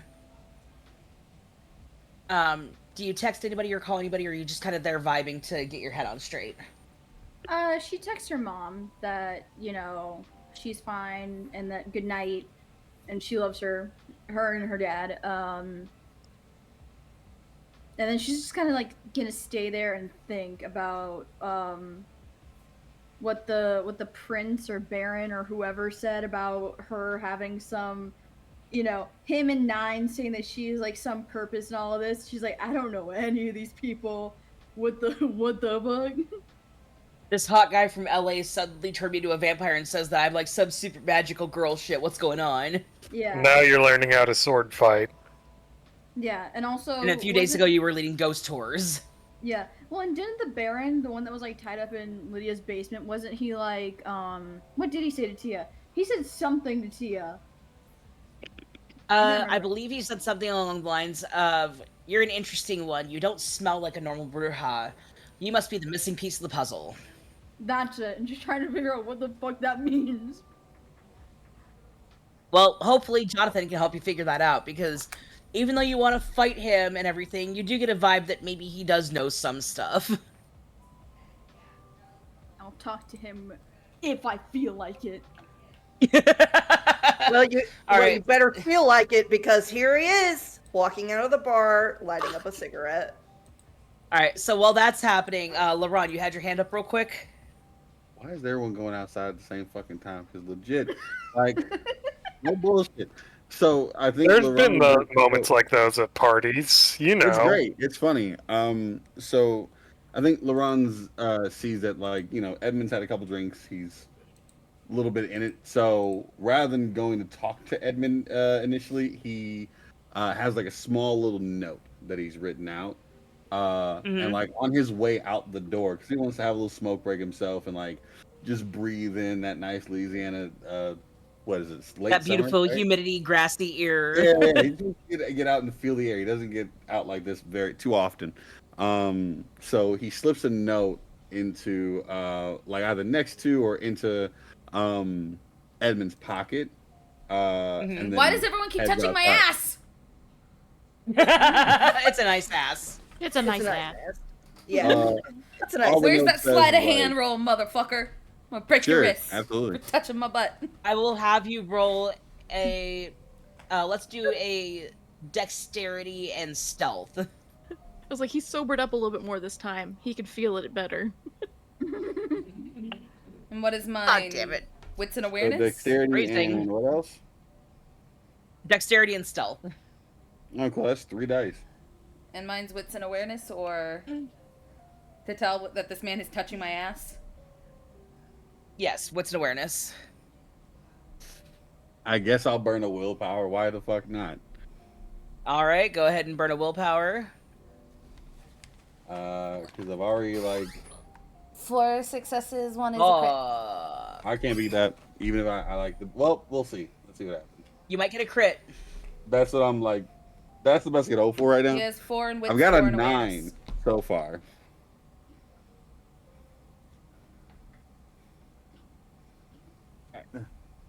Okay. Fucking dice moved out the way. Oh hell no! No, that shit definitely wasn't sneaky. Literally It puts doesn't it, puts it in look his big, pocket, palms his ass, gives it a good squeeze, and walks. Good game, bro. Freaking- the moment he gets it into the pocket, and Edmund kind of smacks the head away. He's just looking like, "What are you doing?" I was trying to give you something on the way out. I wasn't sure if you were in a talkative mood, so I figured I'd give you something to read later. You are the second person to have grabbed my ass tonight. I'm He like points at the door, like walk tremendously away, like Just, I'm done with Okay. this. in his fair. drunken haze. He's just like, we are trying not to destroy the energy, and he just goes back to dancing with Zelia. Like killed by no, destroy the energy. It's fine. You're destroying the energy. You're killing the vibe. That the fuck? Do the not most Edmund way of disintegrate saying that the shit. energy. The most Edmund way. Objectively. But yeah, the Ron's just gonna go outside and pull out a nice old blunty and smoke away for a moment. And then Alright. he sees the two folks of importance. All right, so Tia, Jonathan, and Laron are outside. Yes. Tia's lost in her own What's little going world on? a bit. she as everything's kind of hitting her, you know when you kind of just get overstimulated and overwhelmed by just emotion. Oh, absolutely. Kenji, Iko. Try calling him, Otter. At some point, she's trying to hold it in because again, she's tough. She's a big girl. No say. It's a lot. But she starts to like blink away bloody tears because now she cries blood, which is another thing that starts to freak her out again. I mean, part of her thinks it's like super fucking metal and cool, but again, it's not normal. And so she's like kind of preemptively like wiping it away and pretending to thumb through her phone. She's probably like scrolling on Instagram or something. Does it look obvious? What do I have to roll to kind of try and hide it? Dexterity and stealth. Okay. 2. I have to do to see it. 4. No, it's just you failed, right? Mm-hmm. What do we have to roll to see your crying? Wits and awareness. It's an awareness. All right, 2 and so that's 3 days. 4 awareness 2. All right, that's 6 I rolled dice for me. 2 successes out of 4. Awesome. Ooh, that's a cool. Ooh. I got 3 successes. 2 successes and a crit success. And 3 failures. How many successes did you have, Tia? Oh no, 2 out of 4. I got 2 successes and 1 crit success. Okay, yeah, so you both see it. Real quick, because we have been going for a while, if you're okay with it, I would like to touch base on this conversation in the next session. Because I feel like this is going to get really deep and it's going to take a while. Oh, for sure. Yeah, that's fine. I will say, as you guys are doing your thing, everybody's phone gets a text. It's from your friend Satine, who has been traveling with Nines. Oh yeah, her. It's nothing bad. Nothing bad. It's just a note from her saying, "Heads up, Succubus Club is coming to town. Hope you guys have fun." Edmund doesn't get the text. Edmund doesn't do crowds, and that's like the biggest crowd ever. Edmund doesn't know where to put his phone. So yeah, that text comes through, and we're going to go ahead and call it there because we have been going for over 3 hours now, and people have work and everything and schedules to keep. So thank you guys for joining us. Thank you so much. Thank you so much. Thank you.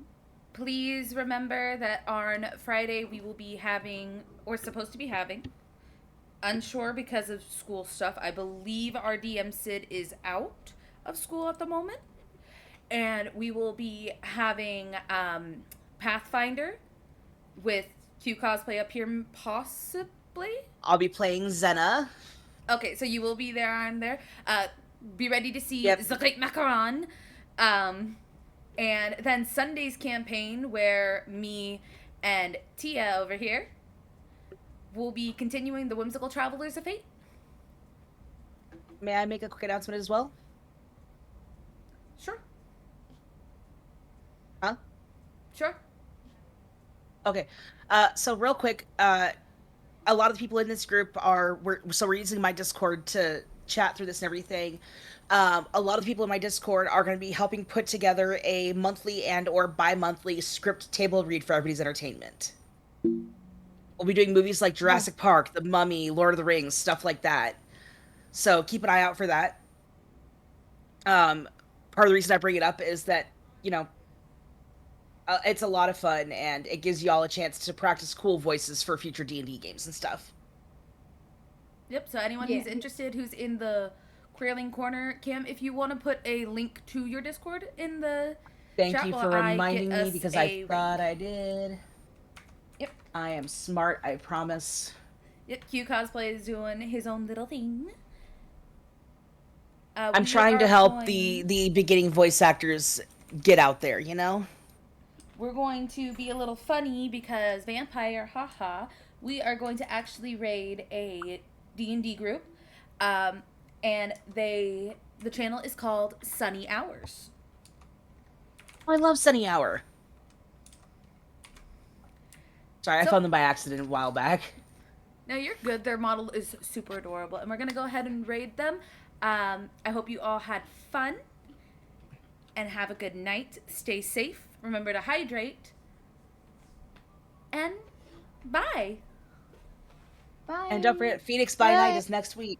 Yep, next Wednesday we should be having our next Phoenix by Night game hosted by Outer Space Studios. Yeah. Everything goes well. That is still on track. Yep.